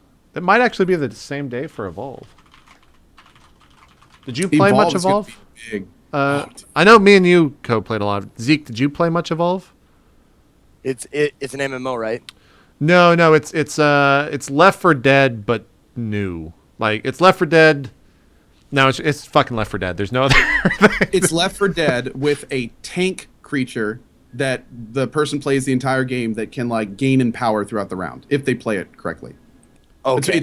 It's four people, and each of them has their own specific class and purpose. And then there's one monster, and the monster can eat NPCs and evolve and gain new abilities and stuff like that. It's actually It's pretty fun. On the opposite end, I had a great time with it. I had a lot of fun playing it. Yeah. I entered it going, this is going to be a Left 4 Dead clone. I'm going to play this for like maybe an hour or two and be done with it. And then all of a sudden, I'm playing with like Sacriel and you, and I was playing with Eat My Diction, and I even played with Lyric for a couple rounds. And dude, like the amount of different scenarios in that game really makes it entertaining. I think I had like 30 hours in like 4 or 5 days. It was nuts. Yeah. The one thing that I worry about that game is burning out. Is like you said, we put 30 hours into like 4 days of streaming it, or 4 days and that I it was out. Done by the end of it. Yeah, I was pretty finished with it. And there's only one game type. It's hunters versus monster. You know, you can't really go too many directions with that. Like a capture the zone or something like that, maybe, but it would all be the same formula at the end of the day. Yeah. Zeke, what were you gonna say? I'll get used to not cutting you off. Sorry about that. It's totally fine. I think the reason why I missed Evolve is because it had an esoteric one-word title, which usually screams MMO to me. Oh, okay. It's like, it's like Terra or Terra or Destiny or like it's just a game that has no end or whatever. I didn't know that it was like a is it an FPS? Yes. Well, Okay. yeah, it is first person. You play monsters third person. Okay. But like all of the non-monsters are all first person, yeah. And they all have guns. They have like 4 abilities basically, different. How many classes are there? There's 8 or 9? There's 4 classes. There's 4 classes, right. And then I think that you can have like you can unlock different characters that then have like different ways of dealing. Like the first hunter has like a pet that can track down the monster, and then the second hunter doesn't have the pet and instead has another ability and has like a harpoon gun. So every character completely changes the way you play. Yeah. But they all have kind of focused purposes. Exactly. It's fun. I mean, when you play with other people, it's a blast. Like you go in with 4 people and you're playing against a different monster every round, and you're coordinating and planning stuff, and I'll go this way. It's pretty damn entertaining. It's fun.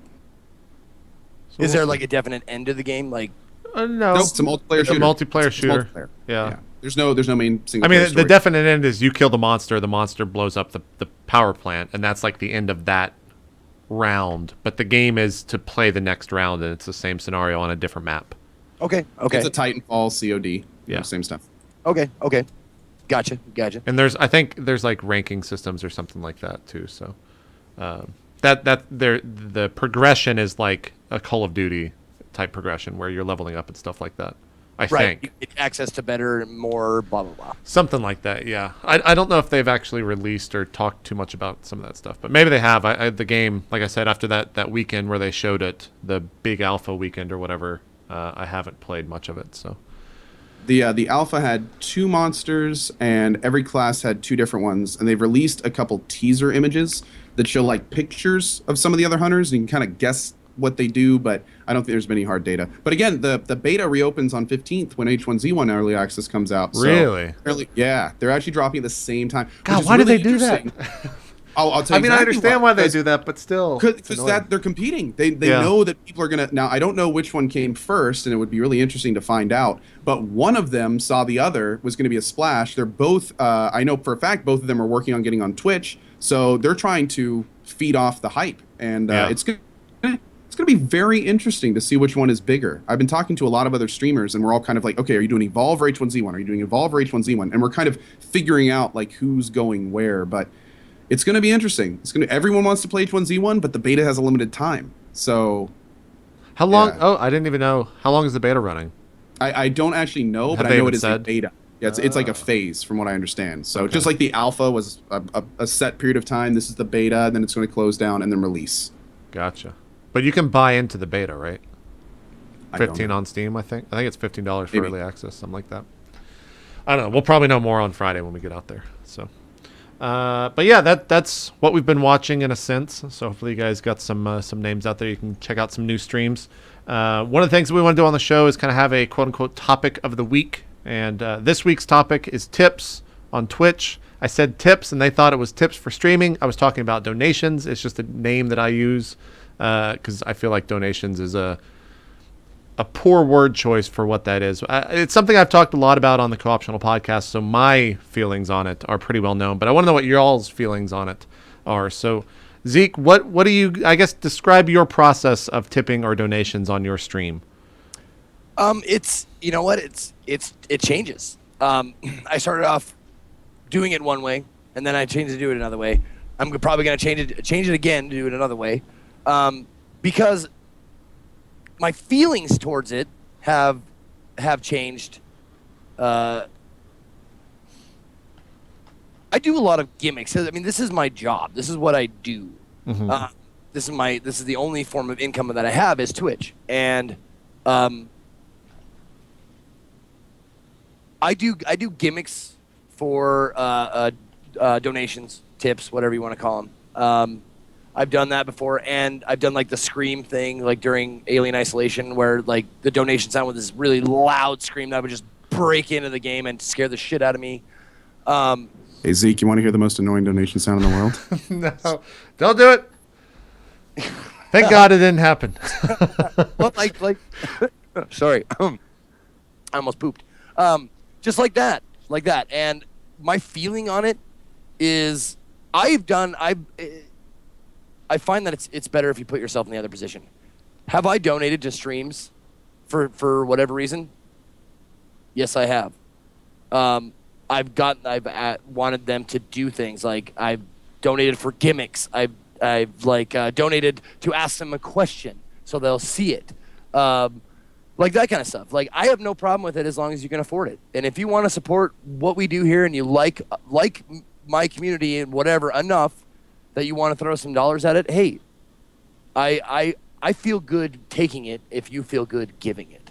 And when I give, I feel good too. Like when I give them like whatever stream, like when New started, I gave her a nice donation. When she started, she said, "I'm going full time," and I said, "Okay, good. Here you go." And I gave her some, donated, and I was like, and I felt good about it, and so it doesn't bother me at all. What's your approach?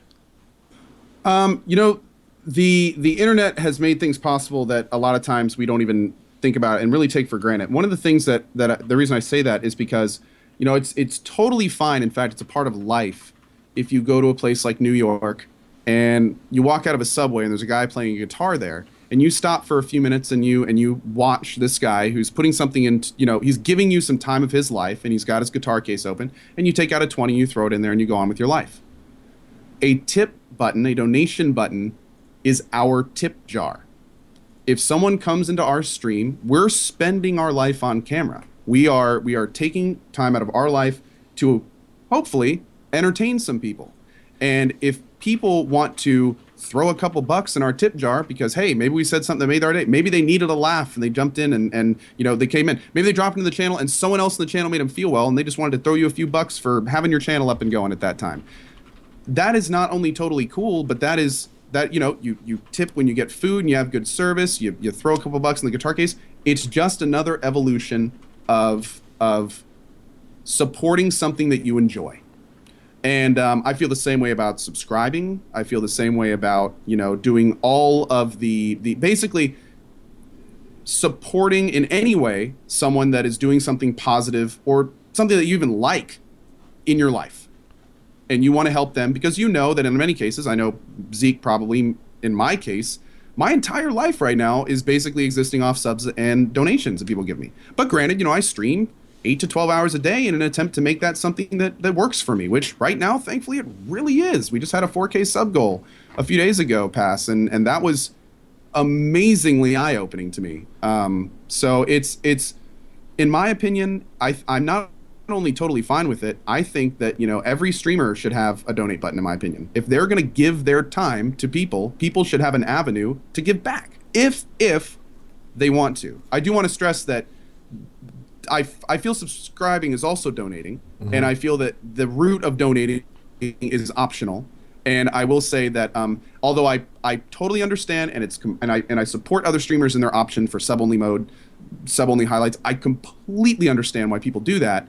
At the same point, it's what you want to give and what people want to give you that is the heart of it. So giving people more avenues to do that, why not? Everyone wins. The person that gives gets to give more. The person that receives gets to keep doing whatever everyone else likes them to do. So, yeah, I'm totally fine with it. For the sake of discussion, and I guess also my own personal views on it, do you think that there is such a thing as like tip baiting in the sense of, for example, having like a $2 minimum or having a lower minimum? A lot of, I guess, bigger streamers will have this simply because they can't or don't read chat, and the best way, like you were saying, is to get a question asked is to send them money. Is there, in y'all's opinion, is there something wrong with that? I'm going to be honest here and say that it's not my place to judge how someone wants to run their show. If you're a lyric and you turn on your stream and instantly have 10,000 plus people, at that point, you could spend your entire show reading chat and still miss half of it. Right. At that point, you have to make a decision. I want to put on a show for these 10,000 people. I'm going to start reading this. If people are going to give me money, I should at least read that. That's kind of the perspective I see it from. It's not a lot of times that they're baiting people to do things. It's more of, that's kind of what you need to do if you want the show to keep moving forward. Now, I will say, I really, there's some very, when you're talking about tip baiting, I will say that I'm very, very put off by streamers who, it feels like every time I watch their cast, they're talking about needing money for something or having big bills in their life or stuff like that. I feel like a lot of time that kind of baiting can get really overdone sometimes. And in fact, I've unfollowed people because I feel like they're asking for money. And I actually, I found early on in my streaming career, I actually did that a few times without even thinking about it, just in casual conversation. Then I realized, wait a second, I'm talking to 1,500 people. This may not be what I really want to get into, because this may have effects that if I would watch someone do, I may not be so okay with that. So I actually made the decision about it actually happened a few months ago, but I really try to keep finances out of my stream. But on that note, it's not like some streamers do really bring their life onto their stream, and I don't want to say that that's not okay. But I do think there are limits. I think there's some boundaries that should be respected, especially when you start talking about larger people. One thing that I'd really like to know your opinion on, both of you, is what do you guys think of these massive sub-trains in the last couple weeks? I think that there's two things with the sub-train. One, people like to see their name on streams. Two, and this also goes to donations as well, which is a lot like there's a lot of different rules that I have on my stream. For example, you never see the monetary amount that someone's tipped. It's never mentioned what that is. The message that they send is behind the scenes. Only I see that. All that's shown is just the name. And even that, I think, maybe is sometimes too far, because on a lot of these other streams, you'll see people simply throwing their name up there, or something like a top donator is also a way to bait. And granted, I'm not saying this is wrong. I think streaming in essence is basically trying new things, and everyone's trying a billion different things at once. There's no wrong way to do any of this. I guess for my sake, it's just, do I want this type of thing to be something that I am promoting on my own stream? With the topic of sub-trains, I think that a lot of the sub-trains are occurring because people like to see big numbers. And a lot of the times, too, people unknowingly, or rather, they don't know what big streamers are making. And so that for them to be able to support someone like this and see a number like 1,000, or I think Soda had like a 2,300 or 2,400 sub train last week, which before I even get into any of it, that's fucking awesome. That he has a community that's willing to support him like that. That is great. 100% congratulations to him. Like, I just want to get that out there before I say anything. But I think that one thing that you're seeing with a lot of these bigger streamers is when you have 20K plus, it's very easy to continue that number by just chipping in $5, right? And the fact that the sub train exists on the stream, for example, when he was doing it, it was him sitting there for 7 hours, not playing a game. He just sat there and got money. And at that point, it's like, is this streaming? Or is it him just getting money on a stream, right? Like, it's a weird line. I think that we're kind of starting to cross, and we've been crossing for a long time, of like, what should something like that happen? And at the end of the day, of course, like, it should. Again, congrats to Soda Pop. And it's weird for me to talk about this because it looks like a lot of jealousy on my end, which it's not at all. I hope that people understand that. But it's a weird thing to just watch someone stream their face and be given a shit ton of money for that. And I don't know how I feel about something like that. Because at the end of the day, it's their stream. They can choose what they want to do on their stream. I'm just not sure how that sits with me. And that's also why, like, the thoughts on it are as jumbled as they were when I was just talking about them. Zeke, you want to weigh in on it? Sure. I think I have the probably one of the most obnoxious things that I do for subs, and maybe obnoxious, whatever you want to call it. There's many adjectives you could use, but and it is a line. It's a line, man. And when I first got my sub button, I would like improv a whole thing for every sub because I wasn't getting like whole bunches like per day or whatever. Like I'd get like 5 per day, and I'd improv something like whatever. Right. And I'd go back to the stream and stuff like that. Now it's a constantly evolving thing. Like, how much do I want to interrupt the thing that I'm doing? And I think for me, it's going to have to depend on what I'm playing at the moment. If it is something like Bashi, which you die, thousands and thousands of times, right. The interruption in the game is not breaking the flow of fucking anything. Right. I mean, it's like, if anything, it's saving you from having to play more balls. Exactly. And then, but during a game like Last of Us or something like that, that's a time when I might turn off the donation sound, or maybe make it something that's not too intrusive or something like that. It's constantly evolving, constantly changing for me. Like, how do I and I'm moody. I'm a moody motherfucker, and I'm like, this is too much, and then I'm like, this is not enough, and I will waffle back and forth. I'll just go from one end to the other, saying like, you're doing this too much. You're doing that, like, people, and I'm swayed by people's opinions of me and stuff like that. I'm like any other guy. People will say like, I'll read something on Twitter like, Zeke used to have a good kid. He interrupts too much, and like during the subs and donations and yada yada yada and that kind of thing. And I'm like, I hear you, I feel you, but like that's kind of my shtick. It's my thing. Be it lame, be it whatever you want to call it. That's kind of my thing, and I can't stop doing it because I still enjoy doing it, and it's definitely like something that's somewhat of a signature of my channel. And I know it can be very disruptive, but it's my view of being entertainer first and gamer second. Okay. Just pulling some comments from the chat. Edwin was saying you see people gaining subs but don't know if they lose many. It's a thing that some people sub and then unsub and sub again just to have their name read out on stream again. It's definitely true. I think that even the top donator thing that you'll see on a lot of streams, I watched it happen on someone's stream 2 or 3 days ago. Someone donated, this was pretty early on, someone donated like $40, was top donator. Within 5 minutes, the person that had it before them donated 41, and then it kind of comes to these bidding wars. In my opinion, that's a bad practice, but I'm not that streamer, so that streamer can totally do what they're wanting to do. At the end of the day, I think it got up to like around $600 or $700 for the quote unquote top donator, and pretty much the only reason that existed is because of the thing was on the stream in the first place. It's not my place to say if that's bad or good, but on my own channel, I don't have anything like that. I think someone else too, a perfect example is Man vs. Game, a lot of times on his broadcast, will get an immense amount of subs just constantly, but he doesn't have like a sub-train count on a stream anywhere. And that's another approach that you'll see. And a lot of times on Man's stream, it definitely turns into like, we're going to welcome subscribers for an hour.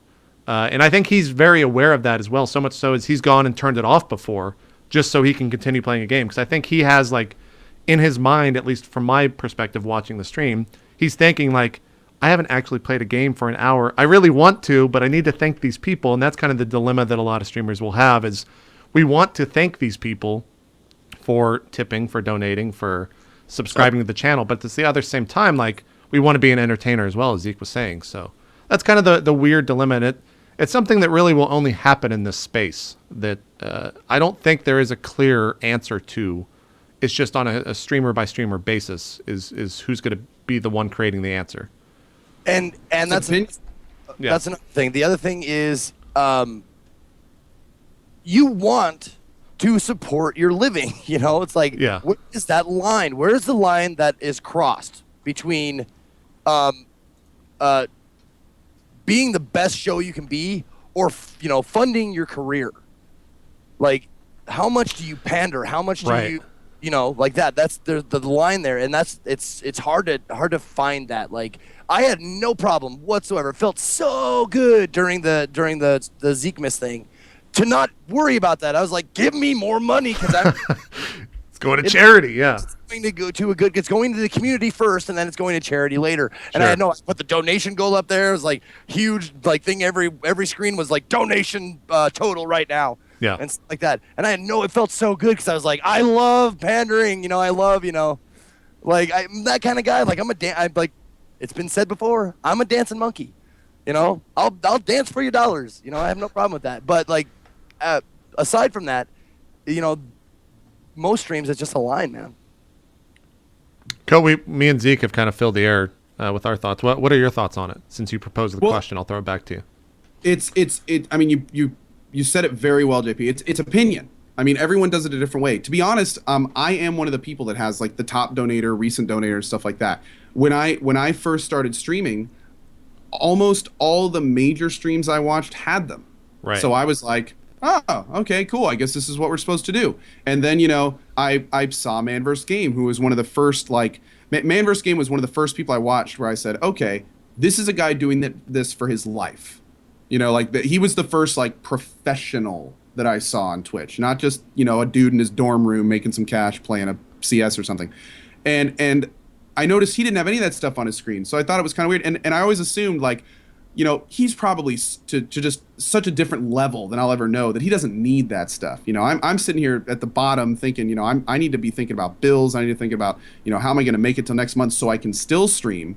So when I started, I put that stuff up under the angle of, okay, if someone's going to give me money, not only do I want people to see what this guy's putting on there, but especially if they're giving me a lot of money, the best way I can thank them, let's let everyone know. I'll put it on my screen, and if someone comes in, wow, that guy donated $100 today, man, that's awesome. I was using it more of a kind of a way to thank those who are doing it. But there's no question, like you're saying, it does. And I've known this. I know this now, especially since I've really watched a lot of Man vs. Game. I've watched a lot of streamers that don't have donations on the stream. There is no question that having donations on the stream really increases the amount of donations. It'll help. Yeah. Like everything you just said, like a top donator, a number of subs, a constant value somewhere in like your info description. Like there are a billion practices that will raise your monetary gain once you become like a mid-level to top level streamer, like 500%, like 100%. They are effective methods, and there's nothing wrong with them. And I mean, these days you can go into small streamers and you'll see top donation $500. Yeah, and these are streamers that have like an average of $100. The amount of money to someone who averages $100 or 100 viewers a day is massive. Oh, 100%. All of a sudden, that's like that. That's the second half of that streaming PC they were saving for, or that new video card they needed because their current one's dying. Like that's huge. So for people like that, I can definitely understand why they'd want that on the screen. Now, it's really interesting through this discussion, and because I was just talking about this with actually a couple of my mods and some other people. I'm in this weird process now where, especially after, I've had this massive, amazing Christmas, where I'm starting to think, okay, maybe I don't need a donate button. Maybe there's other things I can do. Maybe I can replace my donate button with a charity button. Like right now, I don't have plans to change it. Let me just be upfront about that. But now that I'm getting to a point where, I'm sponsored by Intel, I have a great amount of subs. Like I can support myself without it. Like I've gotten to the point where I don't necessarily need it. Now, there's no question it helps, especially considering, all the stuff that you can get thrown at you, and the fact that let's be blunt, we're working a job that doesn't have benefits. Right. It doesn't have a guaranteed future. Twitch could turn off their server if they wanted to tomorrow, and my income would be gone. Yep. So, and that's one of the reasons I still have all that shit all over the place, because I'm sitting here, going, any day I could wake up and my entire everything could be gone. I get 3 more paychecks from Twitch to catch up, and I'm done. That's it. And I have to live my life every day like that right now until Twitch comes out with some kind of contract system, which, let's put it frankly, is probably not going to happen for a long time. So it's the kind of thing where, I'm going to, just like we were talking about earlier, to kind of bring this circle around, I want to give my viewers the most avenues of doing that. And while I have all this stuff set up, since it's all kind of relics from my upbringing, essentially on Twitch, I just kind of leave it all there. But at the same time, I know exactly what you're talking about, JP. I know what Man is talking about, because I've heard him talk about it on his stream a few times. He's very vocal about it all the time. Yeah. Hey, Man, how do I donate to you? How do I donate? Why? Hey, Man, those 2 people subbed. Why didn't they have a train? He has great points, and hearing him say those were some of the first times where I was kind of like, I need to think about this. Anything to add, Zeke? Because I feel like kind of go ahead, and then I have definitely like a final thought to it. Yeah, and just expanding on the thought process as you grow bigger. Like when you start out, most people who start out broadcasting have a follower notification. Yeah, that's very true. And then it evolves into when they get their sub button, they get rid of the follower notification, get the sub notification, get the donation notification. And I think like it keeps evolving into like less and less attention paid per supporter, per donator, per whatever. Sure. And I think eventually that's what people are going to have to do, unless, God, it's neither here nor there. Unless your thing is a huge like disruptive thing, like mine is. It's like it's a really weird thing for us to talk about as streamers, because we are streamers and we can't shit on other streamers, nor do we want to. But that's why it's kind of someone mentioned like the discussion in the chat actually has been very good. There's a billion amazing points in chat from all sides and all different angles on it. And it's kind of that too. It's really impressive. Yeah, it's almost a discussion too that has no end. I think it just boils down to like, one, as a viewer, watch who you want to watch and support who you want to watch, and 2, as a streamer, do it how you want to do it. Because at the end of the day, someone's going to watch you or someone's not going to watch you for whatever reason, and this might be that. And it folds into also the idea of streaming and being a Twitch streamer in general is like, there's no fucking rules right now. Like, this is the Wild West. There is nothing that you're supposed to be doing on any level. So whether you're sitting there using a stripper pole and doing a spin on stripper pole when you get a sub, or whether you're just saying, hey, thanks for the sub, like, there's not a right or wrong there, man. It's like an open game. There are rules, basic rules coding to the game, but you can go anywhere and do anything. You can be as brazen as you want about like, I want your money and then nothing else matters, or you can be as demure as you want and not do any of that and that kind of stuff. Exactly right. It is the Wild West. And that's why it's amazing. Like I hope Twitch never comes in and says you can only do it this way. I don't think they ever will as well, just from their business practices so far, but I don't think we'll ever see like a regulation of what you can and cannot do for subscribers, donations, or tips. And we've even seen, at least with the sub alert program that I use, they now, yesterday or maybe a week, or I don't know how recent it was, but they, a lot of streamers now have Teesprings. I think all of us here have had a Teespring campaign. They've implemented now when you sell a shirt, it gives like a name on the notifier on the stream. You can put something like that in your stream if that's something you want to do. They call it gifting. So I guess maybe it ties into Amazon as well. I'm not too sure. But if you want to show something on stream like that, there are ways to do it. And I don't think there's really an end to that. Someone will always find some way to thank people. And whether that's baiting or not, that's really up to you as a viewer and you as a streamer to decide on. That's my big view on it. Someone also brought up ads. Mm-hmm. As far as like running ads. Now, I am on a schedule. Right. I like my show to be on a schedule, and it has been since I started doing it full time. Since I quit my quote unquote normal job, since I started streaming full time, my show has been on a schedule. It starts here. I have a break every hour. I do this. I stream for this long, unless like something out of the ordinary happens, and then the show is done. Start tomorrow. Do the same thing. I think that like doing it that way alleviates a lot of the people going like, oh, you're just showing ads, because there's a million people in here or whatever. I don't know what your guys' thoughts on it, but I think since I've been doing it from the beginning, top of the hour, every hour, 3 minutes, because I'm a smoker. I'll go smoke. I'll go make some coffee. I'll go to the bathroom, whatever. But I've been doing it that way since the jump, and I think that if you're a new streamer or whatever and you get partnered, make that if you want to roll ads. Not a lot. I mean, people don't. Some people don't even roll ads. Yeah, I don't roll ads except for actual shows. Yeah, which is absolutely fine. But if you're going to, I think this is a tip for like new streamers. Like, make it on. Yeah, make your viewership aware of when ads are going to be rolled.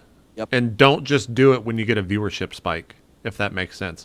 Because two things. One, it's probably 30 cents when it comes actual monetary value of running an ad with like a good amount of 1,000 viewers is probably like $0.50, maybe. It's not now. Now it's probably like 10 cents because January is the fucking worst for CPMs. But it's also in that same vein. I would say that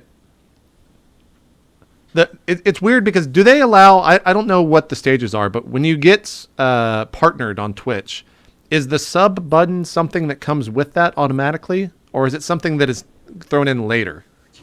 This has changed over time. In fact, okay, when I got my sub button September 9th of last year, well, 2 years ago now, but yeah. 2013, I got my partner and they were not going to give me a sub button. And I had to send a second email that was like 3 pages, basically telling them, look, I already have a sub on my website. Like, I have 190 subscribers. Like, let me give you money. Like, this is dumb. And they actually that night replied and said, you know what? Okay. And so, my channel went off one day, and then when it came on the next day, I was partner with a sub button. Okay. Now, since then, they have dramatically reduced the requirements of getting a sub button. Dramatically. In fact, I was denied 3 times. Okay. The last time I applied for my sub button, then was denied. I had 350 plus viewers, 5 days in a week. I sent in my thing, and they said, yeah, sorry, 400, 3 times a week. Yeah, talk to us later. And I was just like, great. These days, you get 100 viewers, and it's like, congrats, achievement unlocked, sub button. Okay. And it's really completely different. Now, what I know is if you get partner, these days the sub button comes later. With it. Like you're going to get a sub button. There's people these days that stream with 80, between 40 and 80 viewers, and they have sub buttons. Sure. And they're doing fine, So yeah. But yes, the short answer is it's much easier now, and if you get partner, you're getting a sub button. Okay. I come from a very privileged standpoint where the second something's introduced to Twitch, I usually know about it and I usually have access to it. So when I ask those questions, it's not of me being stupid. I just don't know what the other side of it is for those watching the stream.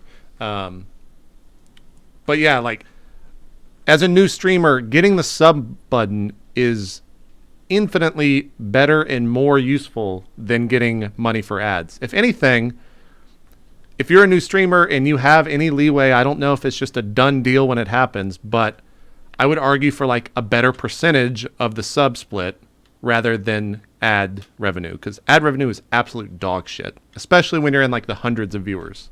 And sub buttons is it's always that amount, right? You can always count on X amount when you have X amount of subs. And so like for a business sense, it's so much better to have that. And that's kind of why my channel is based around, like I would say in terms of revenue, it's probably like 95 to 5% sub to ad rev in terms of what's actually being gained on the stream.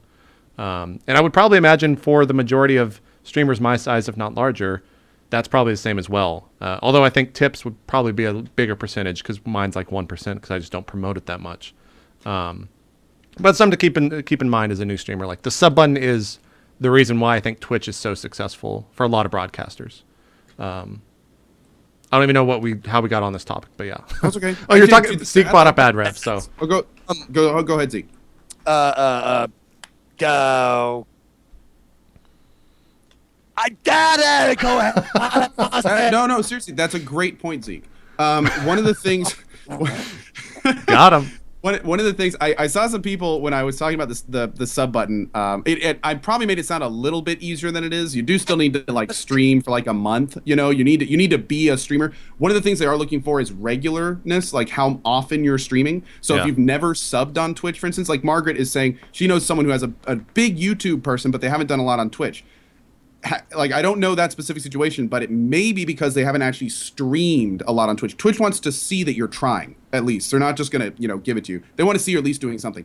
But also, on that other note, the reason I do sound kind of salty is I want to make sure people understand I had to stream uphill both ways when it was snowing outside to get my sub button. Seriously. In 105-degree heat, okay? Yeah. So it's just saying. It's a weird thing for you. It's a really weird thing for Twitch. I guess I'm okay with talking about this. Twitch for a long time has been a company that rewards its friends and other people don't know what these rewards are. And as of late, with a lot of money coming in and all that stuff, like they've had to really work on this of like making sure there is a standardized thing for everything. For example, I learned last week, maybe the week before, that now 25 sub emoticons is the max that any channel will ever have. But people that have 50 are grandfathered in. Kind of shitty, but I understand why. There are people who have 50 emotes? There's one streamer that has 50 emotes. I don't know who it is, but I went to switch out an emote and was told, oh, by the way, just so you know, you are on a 25 limit. You do have, I have 30. I was lucky enough to get 30, but they literally said, be careful because, if something were to happen and you were to say we were to change out a bunch of emotes and something happened, if you ever go down to 25, you're never going back up. Yeah. So yeah, they're setting some pretty. The other thing too that they did, and maybe Zeke, I don't know if Co has this. Zeke, you probably don't, because I think this was introduced about a year ago. But on this channel, subscribers do not get ads. Same as Man vs. Game. You missed it. You missed it? Did you miss it? Dude. Okay, my buddy Ello got his sub button literally like 2 months before me, and he has the old program and I have the newer one. Okay. Yeah. So it's known as, just like you said earlier, it's known as the grandfather. They're grandfathered in, yeah. I think Man has the same thing. There's a bunch of streamers. Tally, I think, has the. And people get so confused. Oh my god, dude! I just subbed you. Why am I still seeing ads? Yeah. Sorry, dude. It's really weird practice. I subbed so I wouldn't have to see ads. Sorry. Yeah. Even Bacon Donut in the chat saying he doesn't. I don't think has that as well, which is interesting.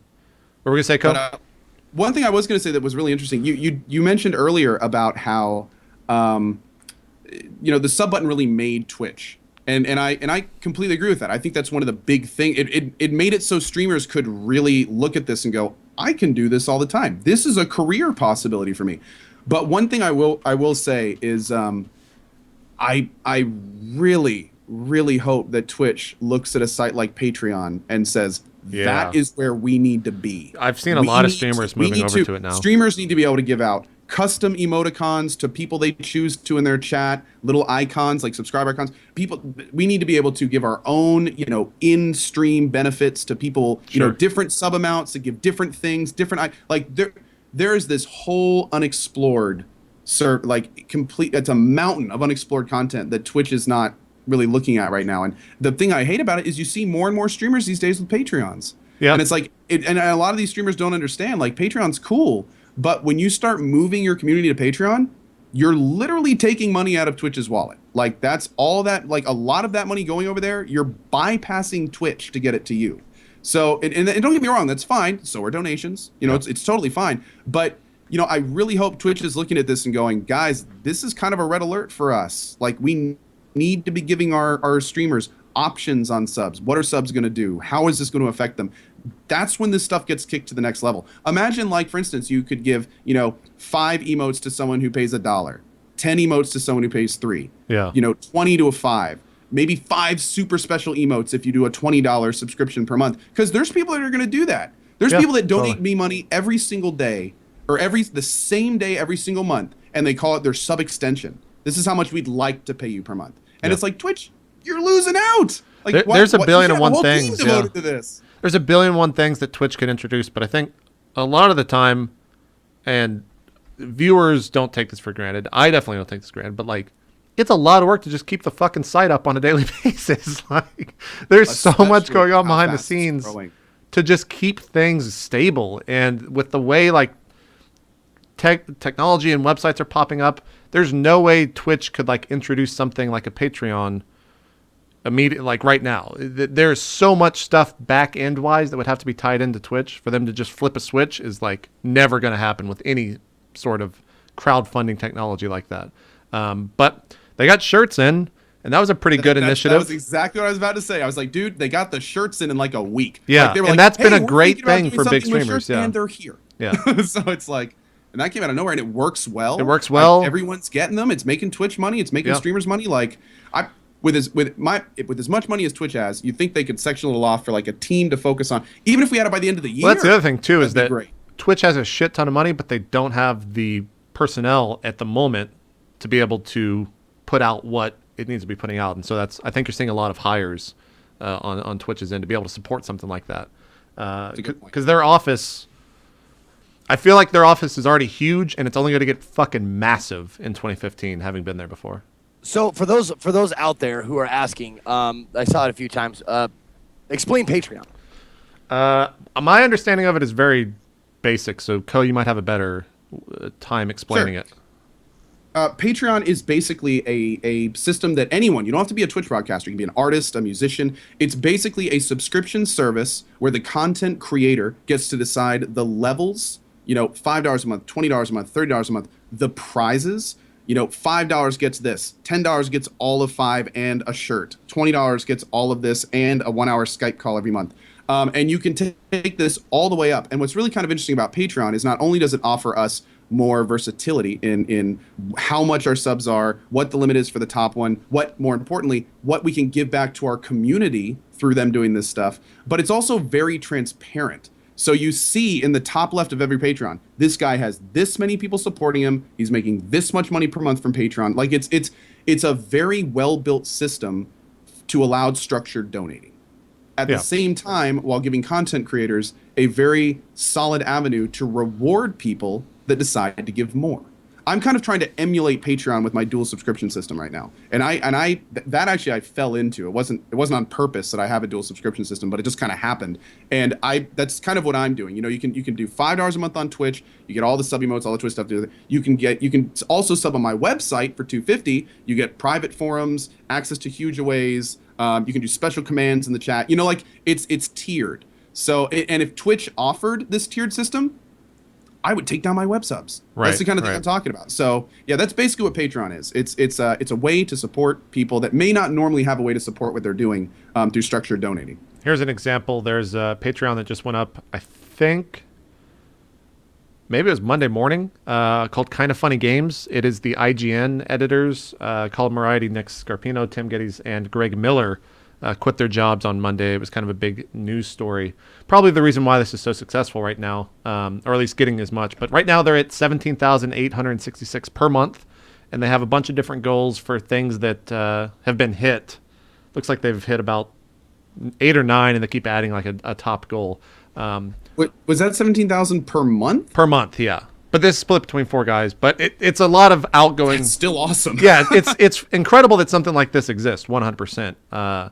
But it's an example out there of someone using it and using it successfully. I think Lethal Frag also recently moved there because of some issues with with Amazon partner bullshit. I still can't believe that stuff. When you Go talk ahead, Zeke. when you talk about moving there, what do you mean? What is that? What do you mean by it's basically what happens when you move. I think what Co means. Feel free to tell me that this is not what you mean. But taking your subscribers from Twitch who no longer become subscribers on Twitch and then subscribe to a Patreon. Because Yes. you're getting billed X dollars per month, and that X dollars is something that you decide as a person supporting, not as the person creating the Patreon. Is that correct? Basically, like I've been in a Twitch streamer's stream when they have gone, okay, guys, look, if you really want to help the channel, go to my Patreon. Don't worry about subbing here. Just look, if you want to sub here, there's a $4.99 option on Patreon. You can do that. You'll get more stuff. It's easier for me to track. Like, they were selling their Patreon. Now, there are a lot of streamers that say sub on Twitch and sub on my Patreon. And then there's even streamers that have more than that. And sub here, and donate here. You know, and that's when it gets a little ridiculous. But the people I'm talking about is when it's like, they're literally telling their people, go to Patreon, sub there. You can sub for more. And you can sub on Twitch if you want to, if you want the icon and you want the emotes and stuff like that. But Patreon's where it's at. That's what they're telling people. But Twitch isn't getting pissy about this? I mean, Well, they can't it's just openly. like Who knows? for Twitch. I mean, it's not like Twitch can step on donations. It's the same thing. It's people giving their streamers money and going around Twitch's infrastructure. The only way that Twitch is going to get money from people is subscribing. Yeah. If you're not subscribing and you're giving a streamer money, you're technically bypassing Twitch, which I'm not saying that's a bad thing. I'm just saying, you know, when you're Twitch, you need to be looking at that situation and going, what do I need to do to fix this as soon as possible? Yeah. Like, and that's the thing. I mean, we've seen Wait. YouTube introduce, and I don't know if it's 100% in every partnered stream or partnered YouTube channel, but they have tips now on YouTube where it's a $100 to $500 value, and you can tip, not strip, to a YouTube channel. I don't know what the cut is that YouTube gets, and again, these numbers on Patreon are before taxes and are before Patreon's cut, which again, I don't know what that is, so it's something to keep in mind. But yeah, I don't know. Is there anything else you guys want to talk about on the subject? The chats. I think one thing that's really interesting, and I don't know if it's for good or bad reasons, but a lot of the topic of discussion at Twitch is just money and how much money X person is making, and it kind of falls into the same vein of like, when you see these giant sub trains, people immediately think, well, that person is making that much money. That is absolutely insane. Let's go watch and see how big it gets. And that I think that maybe that's not the best thing, but that's just human psyches like coming into play. it's important to think about. You can't go on the internet. Well, I mean, okay, excuse me. You can go on the internet and search for everything, but you can't go to your local theater. You can't go to most places and say, I want to see someone genuinely having an amazing time getting, you know, working hard for something potentially and getting a huge payback for it. I want to see someone flipping out because something so incredible is happening to them, they don't know how to handle it. Right. That is a form of entertainment. You know what I mean? Like even I, now granted my experience was actually pretty negative and I can go into that, but during these big substream wars, I actually dropped into one of these streams that I'd never been to. I knew of the guy, of course, but I'd never been there. You know, I dropped in just because, oh dude, he's at 800 subs. I want to see what this dude is doing. Like what is going on right now. And that's also another reason why people are tuning in. And unfortunately for me, I dropped in and I was there for 3 minutes, and the guy, who I will not name, was, like you were saying, sitting there full screen. He actually had another stream on his screen, and he was sitting there biting his nails, leaning back and forth, watching the sub count. And every time it got to a minute 30, he'd go, oh, come on, someone please sub. Someone please sub. We're at like 800. I want to get at least 1,000. Come on. And I was just like... Yeah, that's not a very good practice. Like, here's the thing. But it made me think of something. To me, the new viewer, I was looking at that like, whoa. And here's the thing. I think a lot of people would feel the same. But if I had been watching this guy for a year of my life, if I knew all the people that were spamming the good emotes in the channel, it would be, even though I'm not saying it would be okay, it would be a totally different experience. Sure. If I was invested in the streamer I was watching and I wanted him to do well, then seeing that would have a different spin. Sure. Oh, he's nervous because he really wants to get it high, and you know, it's okay. Maybe I'll sub too. You know, like it's really interesting. Like I think it really staves some people off, but at the same time, if you're part of that, then it takes on a different connotation. Sure. it doesn't happen as often anymore for me as far as like subs on top of each other, like trains going and stuff like that. Like it used to happen more often. It used to happen. I would get like 30, 50 people like sub train and stuff like that. And when that was happening, it just got more and more ridiculous. Like, how quickly can I, give someone their recognition and then move on to the next guy? And like, it just kept piling. It's like, okay, we got 5 more to get through. It kept going like, all right, we got, hey, it's you, and then it's gonna, and it just kept going and going and going. And it's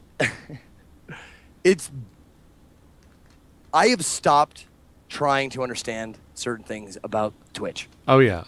I have stopped trying to understand. Like, that is like the biggest thing that I think I could teach people, or that I could give advice as far as like, why am I not getting this? Why does this happen? Why blah blah blah blah? There's no answer.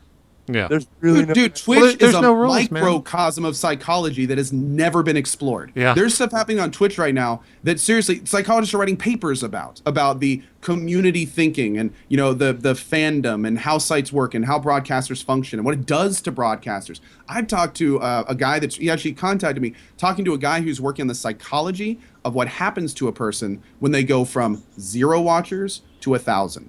And some of the stuff me and him have talked about like, he's doing scientific research on how they're changing their broadcast, their mannerisms, how they're acting, how they're doing. And, he wanted to include me in this because he contacted me like months ago about it.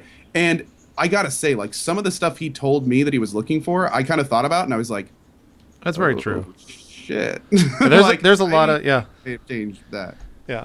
And I mean, that's probably true in like, just in life in general. I mean, that you're talking about the monetary worth of someone, both that they think of themselves and also that they are getting on a monthly basis, that's going to change a person regardless of who you are. I mean, if you give someone $1 million, they're going to change. There's nothing you can do about that, right? It's just, that's what money does in this world. So yeah. But on the converse, like, it's so funky because like, I'll watch a streamer that has 5, 6, 7,000 people watching, and I'll go, what does this person have?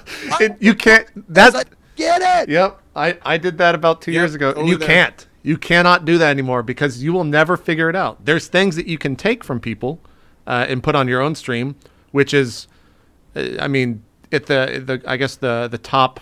Probably the top 100 streamers, that's pretty much all it is. Everyone's going to be emulating what everyone else does, because if something's successful, then you want to do that as well. Nothing wrong with that. That's just how it is.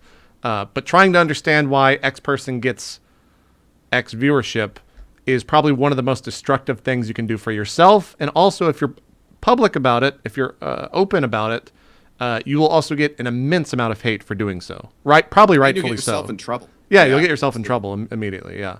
And so like, it's very easy and this is, I guess, speaking to people wanting to stream or smaller streamers, like, don't go to someone's stream because they have a shit ton of viewers and get upset that they have that and you don't. Turn on your stream and stream. That's usually the answer 100% of the time.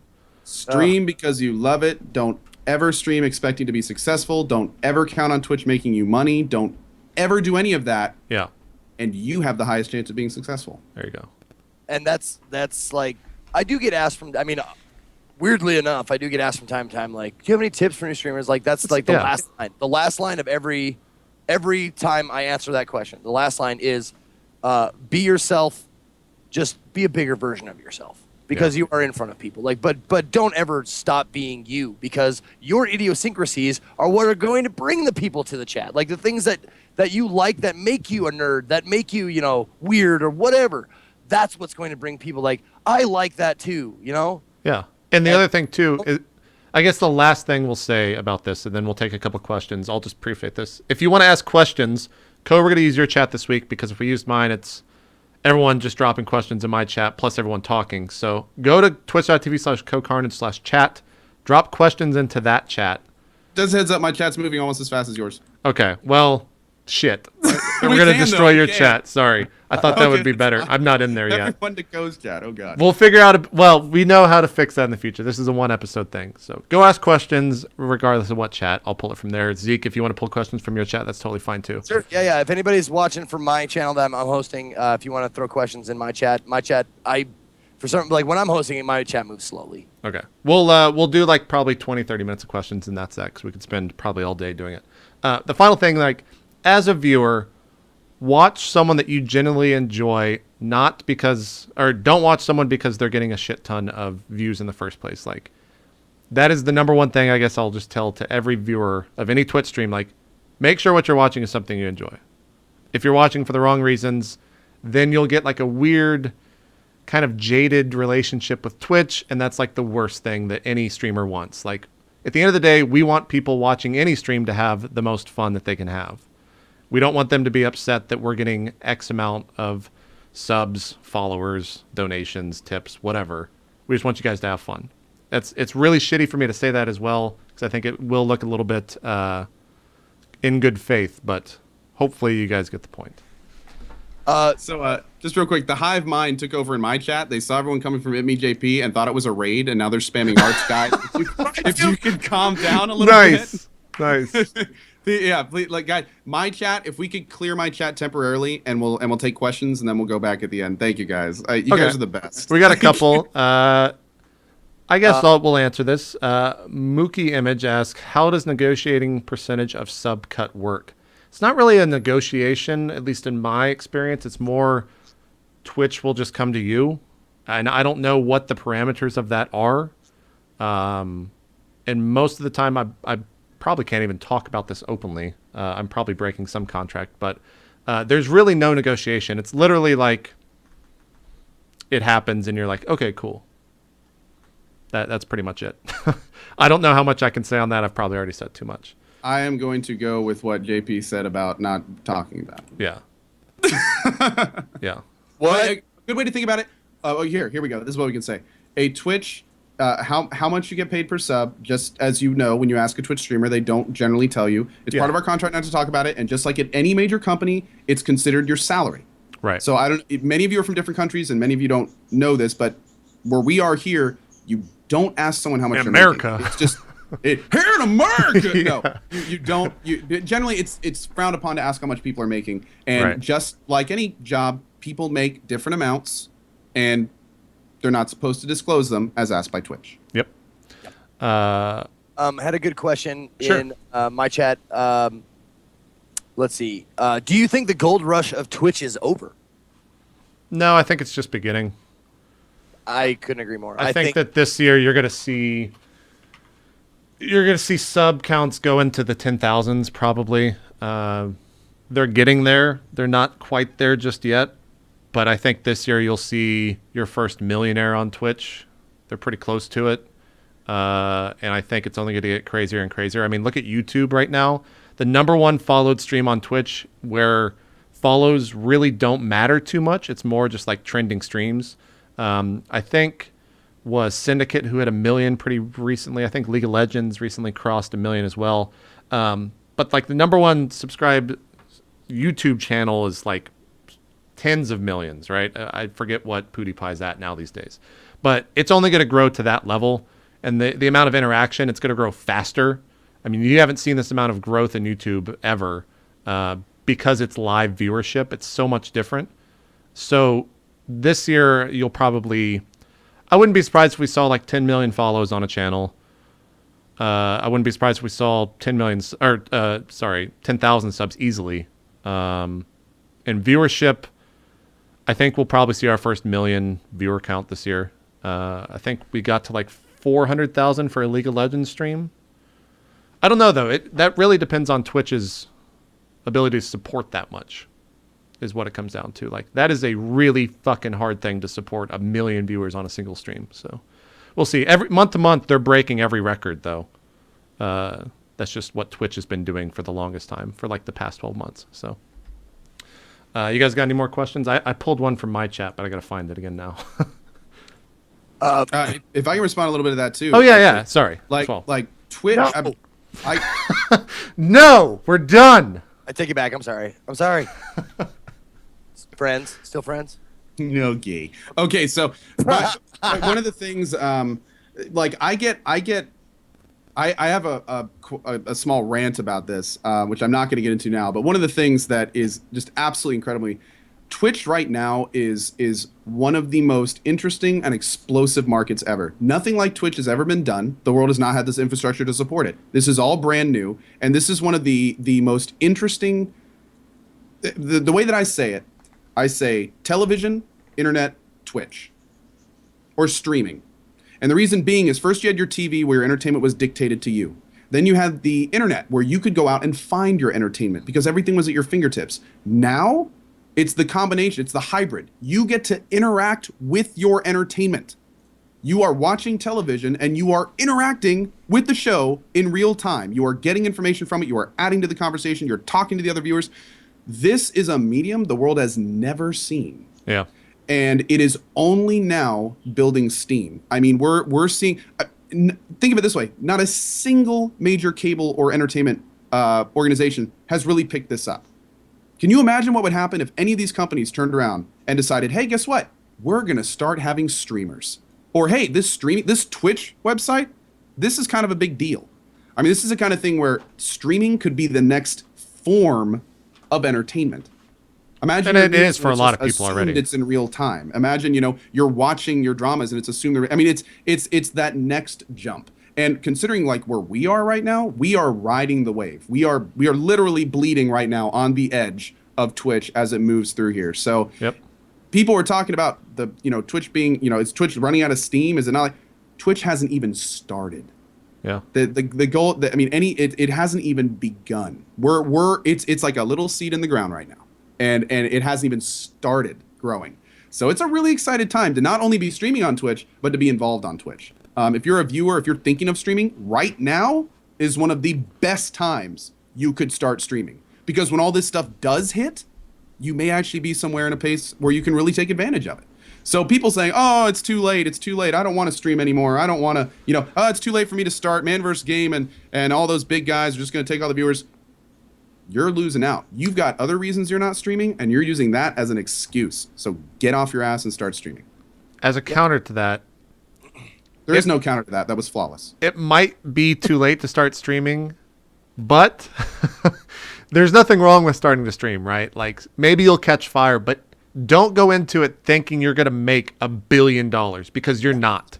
That's the point. Yeah. Like it is starting to stream right now is one of the hardest things. Like there's a guy in my chat who is a mod, Zscoticus, who has been streaming for about 6 months right now. And this guy kind of has the right frame of mind. Every day he's tweeting to his Twitter following of as someone who's just starting out of like 400 or 500, I think.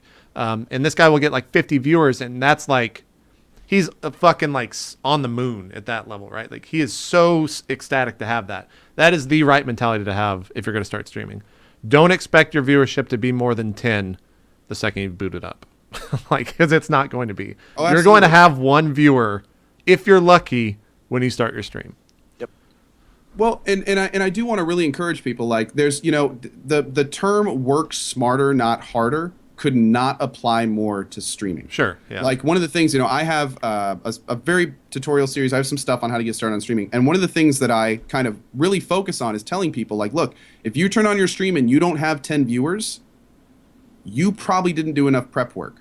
If you're trying to go anywhere, like you can't just hit a button and all of a sudden everything's great and you're going to be the next big streamer. Like now, you gotta work on it for going sure. back to what you said, there's never a guarantee for success. So you have to do all this from the perspective of a hobby that could go somewhere, but you need to have that job. You need to have that backup. You need to have the education. You can't ever count on streaming.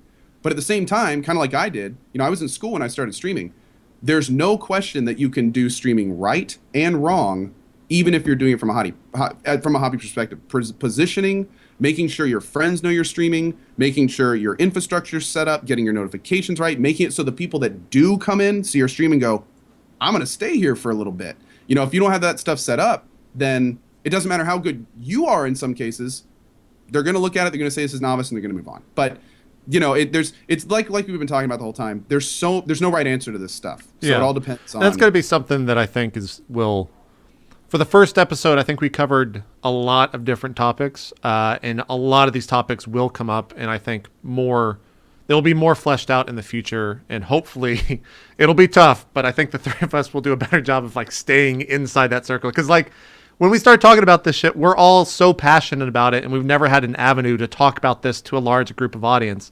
Because like we're not going to go on our own streams and just talk about, well, guys, blah, blah, blah, blah, blah. Like it's the first time we've had this avenue. So there's a lot being said this episode. We'll try to do better about being concise in the future. This is the kind of stuff I'd say if we were drinking in a bar somewhere together. Exactly. Just like talking about what's going. Because again, it's not often you can have these types of discussions with people that really understand exactly what you're talking about. Yeah. I think a good thing maybe for next week when we do this again is to possibly take like each of us have like 2 questions from our chat, so it's not like rolling consistently. Because I feel like I'm like just you're just missing a billion. Yeah.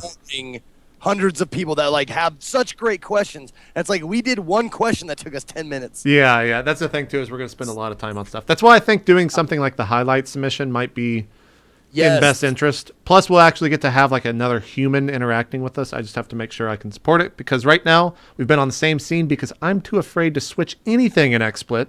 I don't even want to touch it because 1, who knows if a VOD's being saved locally right now. 2, it could just crash at any moment. So I haven't touched it at all. You guys think you're liking the show now? Wait until JP can do it like he's thinking. Yeah, wait till I can actually We've been on one do scene things. for like what? For 2.5 hours, yeah. I don't want to switch to the alt screen, so. Yeah, we've been going for 2.5 hours, Co. Yeah. Jesus, man. All right, Zeke, pull a question from your chat or something that you've seen, and we'll do that as the last one before we do shout-outs, because it is getting a little bit lengthy. Sure, you bet. Let's see. I had one. This is actually a great question that I like a lot because it pertains to, I think about my friends at the Sour Kool-Aid Show. Will Twitch struggle to maintain gaming-based content? It's already doing it.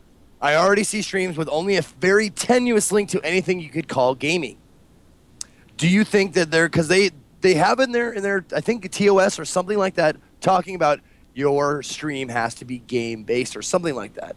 Is that not a fact?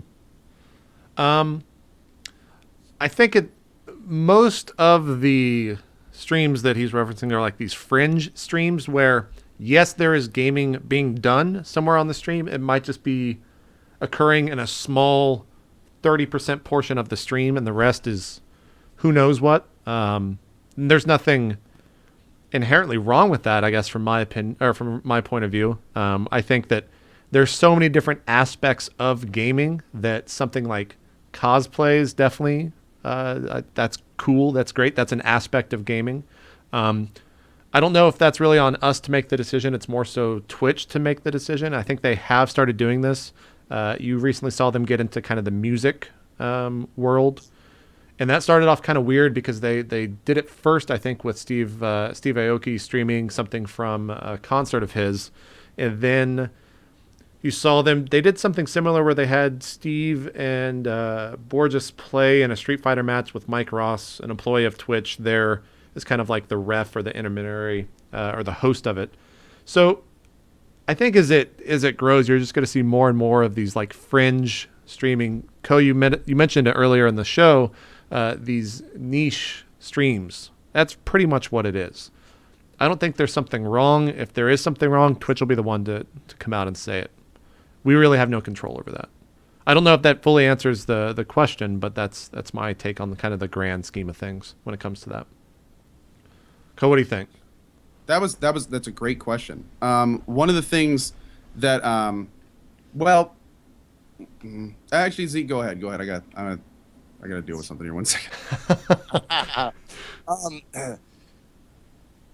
It's so funny.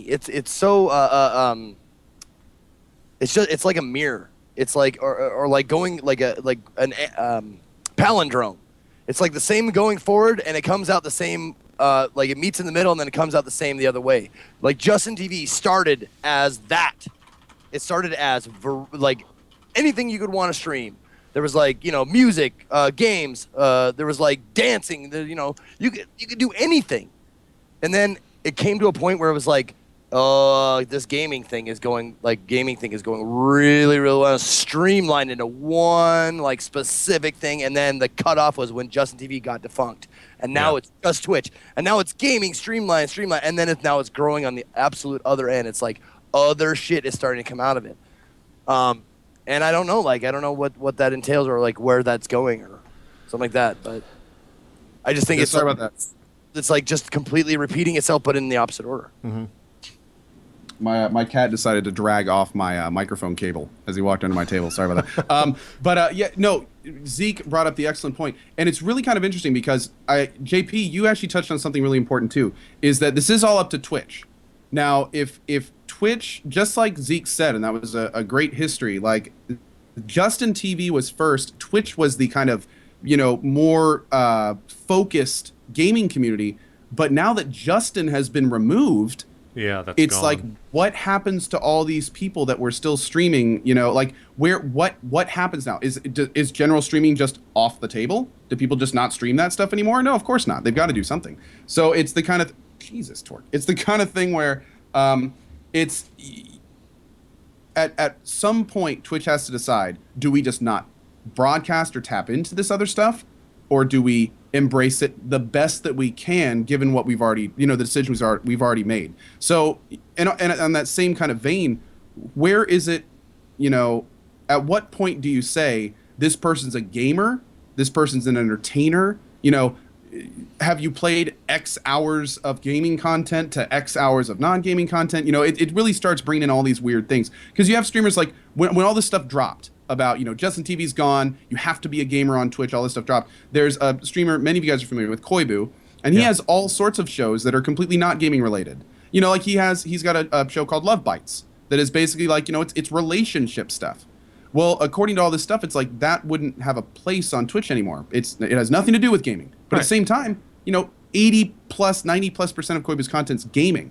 So why would you say to Koibu, don't do that on Twitch? Well, okay, now you're telling Koibu that it's okay to broadcast that. So why are you not telling other people they can't do a 90-10 split the other way and do 10% of gaming and put out their own entertainment? It's a really confusing situation, to be honest. Yeah. And I kind of hope they bring back or kind of go public, really laying down ground rules with that, or even bringing back a Justin TV-esque, maybe if you set your game as non-gaming, then that would free that channel they could do whatever they want. Whatever. They're not on gaming. They don't show up on our gaming stuff. You can stream.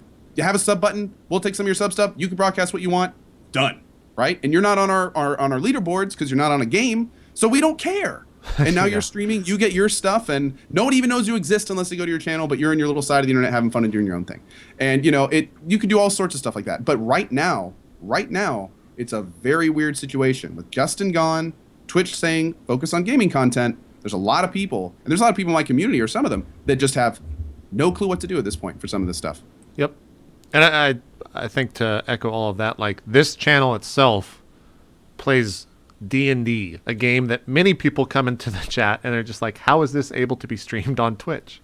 So, like, even I'm bending rules on Twitch itself, which is something interesting. Well, D&D is still a game, though. The arguments sound like there's no question about it. Yeah.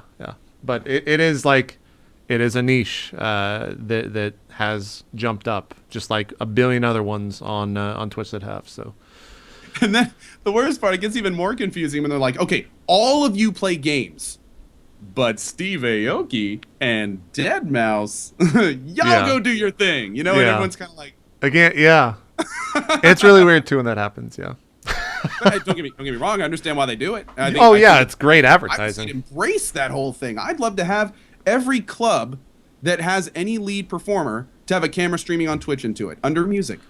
So whenever I want, I could just go on Twitch, sort by music, and look at all sorts of awesome people having great DJ, dance club times all over the, if I wanted to see, hey, this favorite DJ's playing at this club, just pop a camera on him, put him on Twitch. Yeah. Everyone wins, So anyway, the reverse. That's what I'm saying. Like, the reverse could happen. I mean, it could repeat itself again, where the focus of this website gets too vague. Yeah. And that's something Twitch will have to control. TV, that's why they went out the door. It's because they were many and varied. One thing got big, and then that thing went poof. And I'm just wondering if it's going to do the same thing. Like, it's going to be like this huge thing, and then it's going to disappear. I think Justin TV got shut down for a multitude of reasons. Probably one of them being that it was expensive to keep that system up and running just for hosting purposes.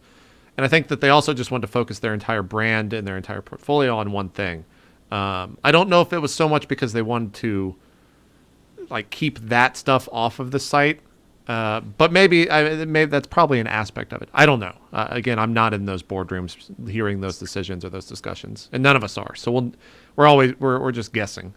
But isn't that what talk shows do? Yeah, pretty much. Just speculated guess. Yeah, 100%. 100%. Someone needs to throw a chair. Come on, let's have some fun. There you go. We never had that on State of the Game back in the day. Okay. No, I throw a chair and break shit in my own house.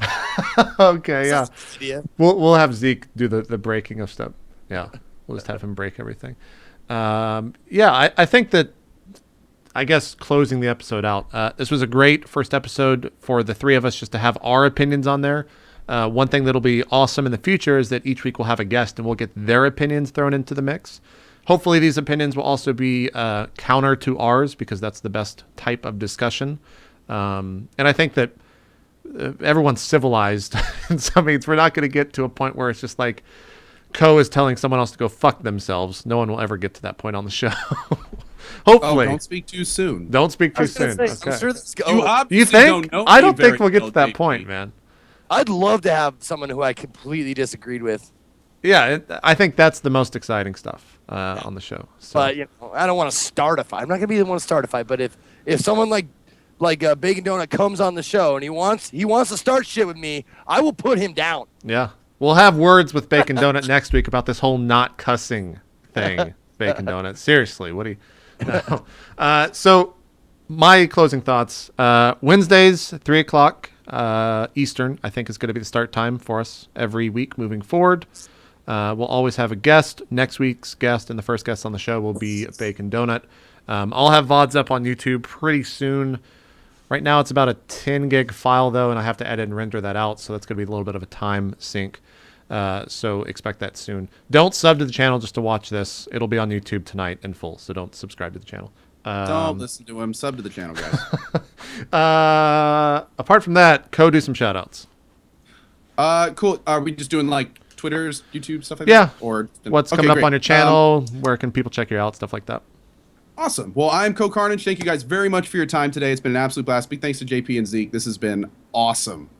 Just absolutely awesome. You can find me at twitch.tv/CohhCarnage. I'm on Twitter under the same name, CohhCarnage. YouTube, my Steam group, The Coalition, best way to follow the channel. Right now, you're going to be seeing on my channel a lot of weird games. Probably going to be starting with Wasteland 2 tomorrow. Still going to be playing some Rust. A lot of H1Z1 coming up. And then we've got our Witcher-thon coming up as we get closer to Witcher 3. And then all the other fun games coming out. But anyway, hope to see you guys there. And again, thanks for watching, everyone. And we'll see you, or I'll see you on Friday, because we're both going out to San Diego to play H1Z1.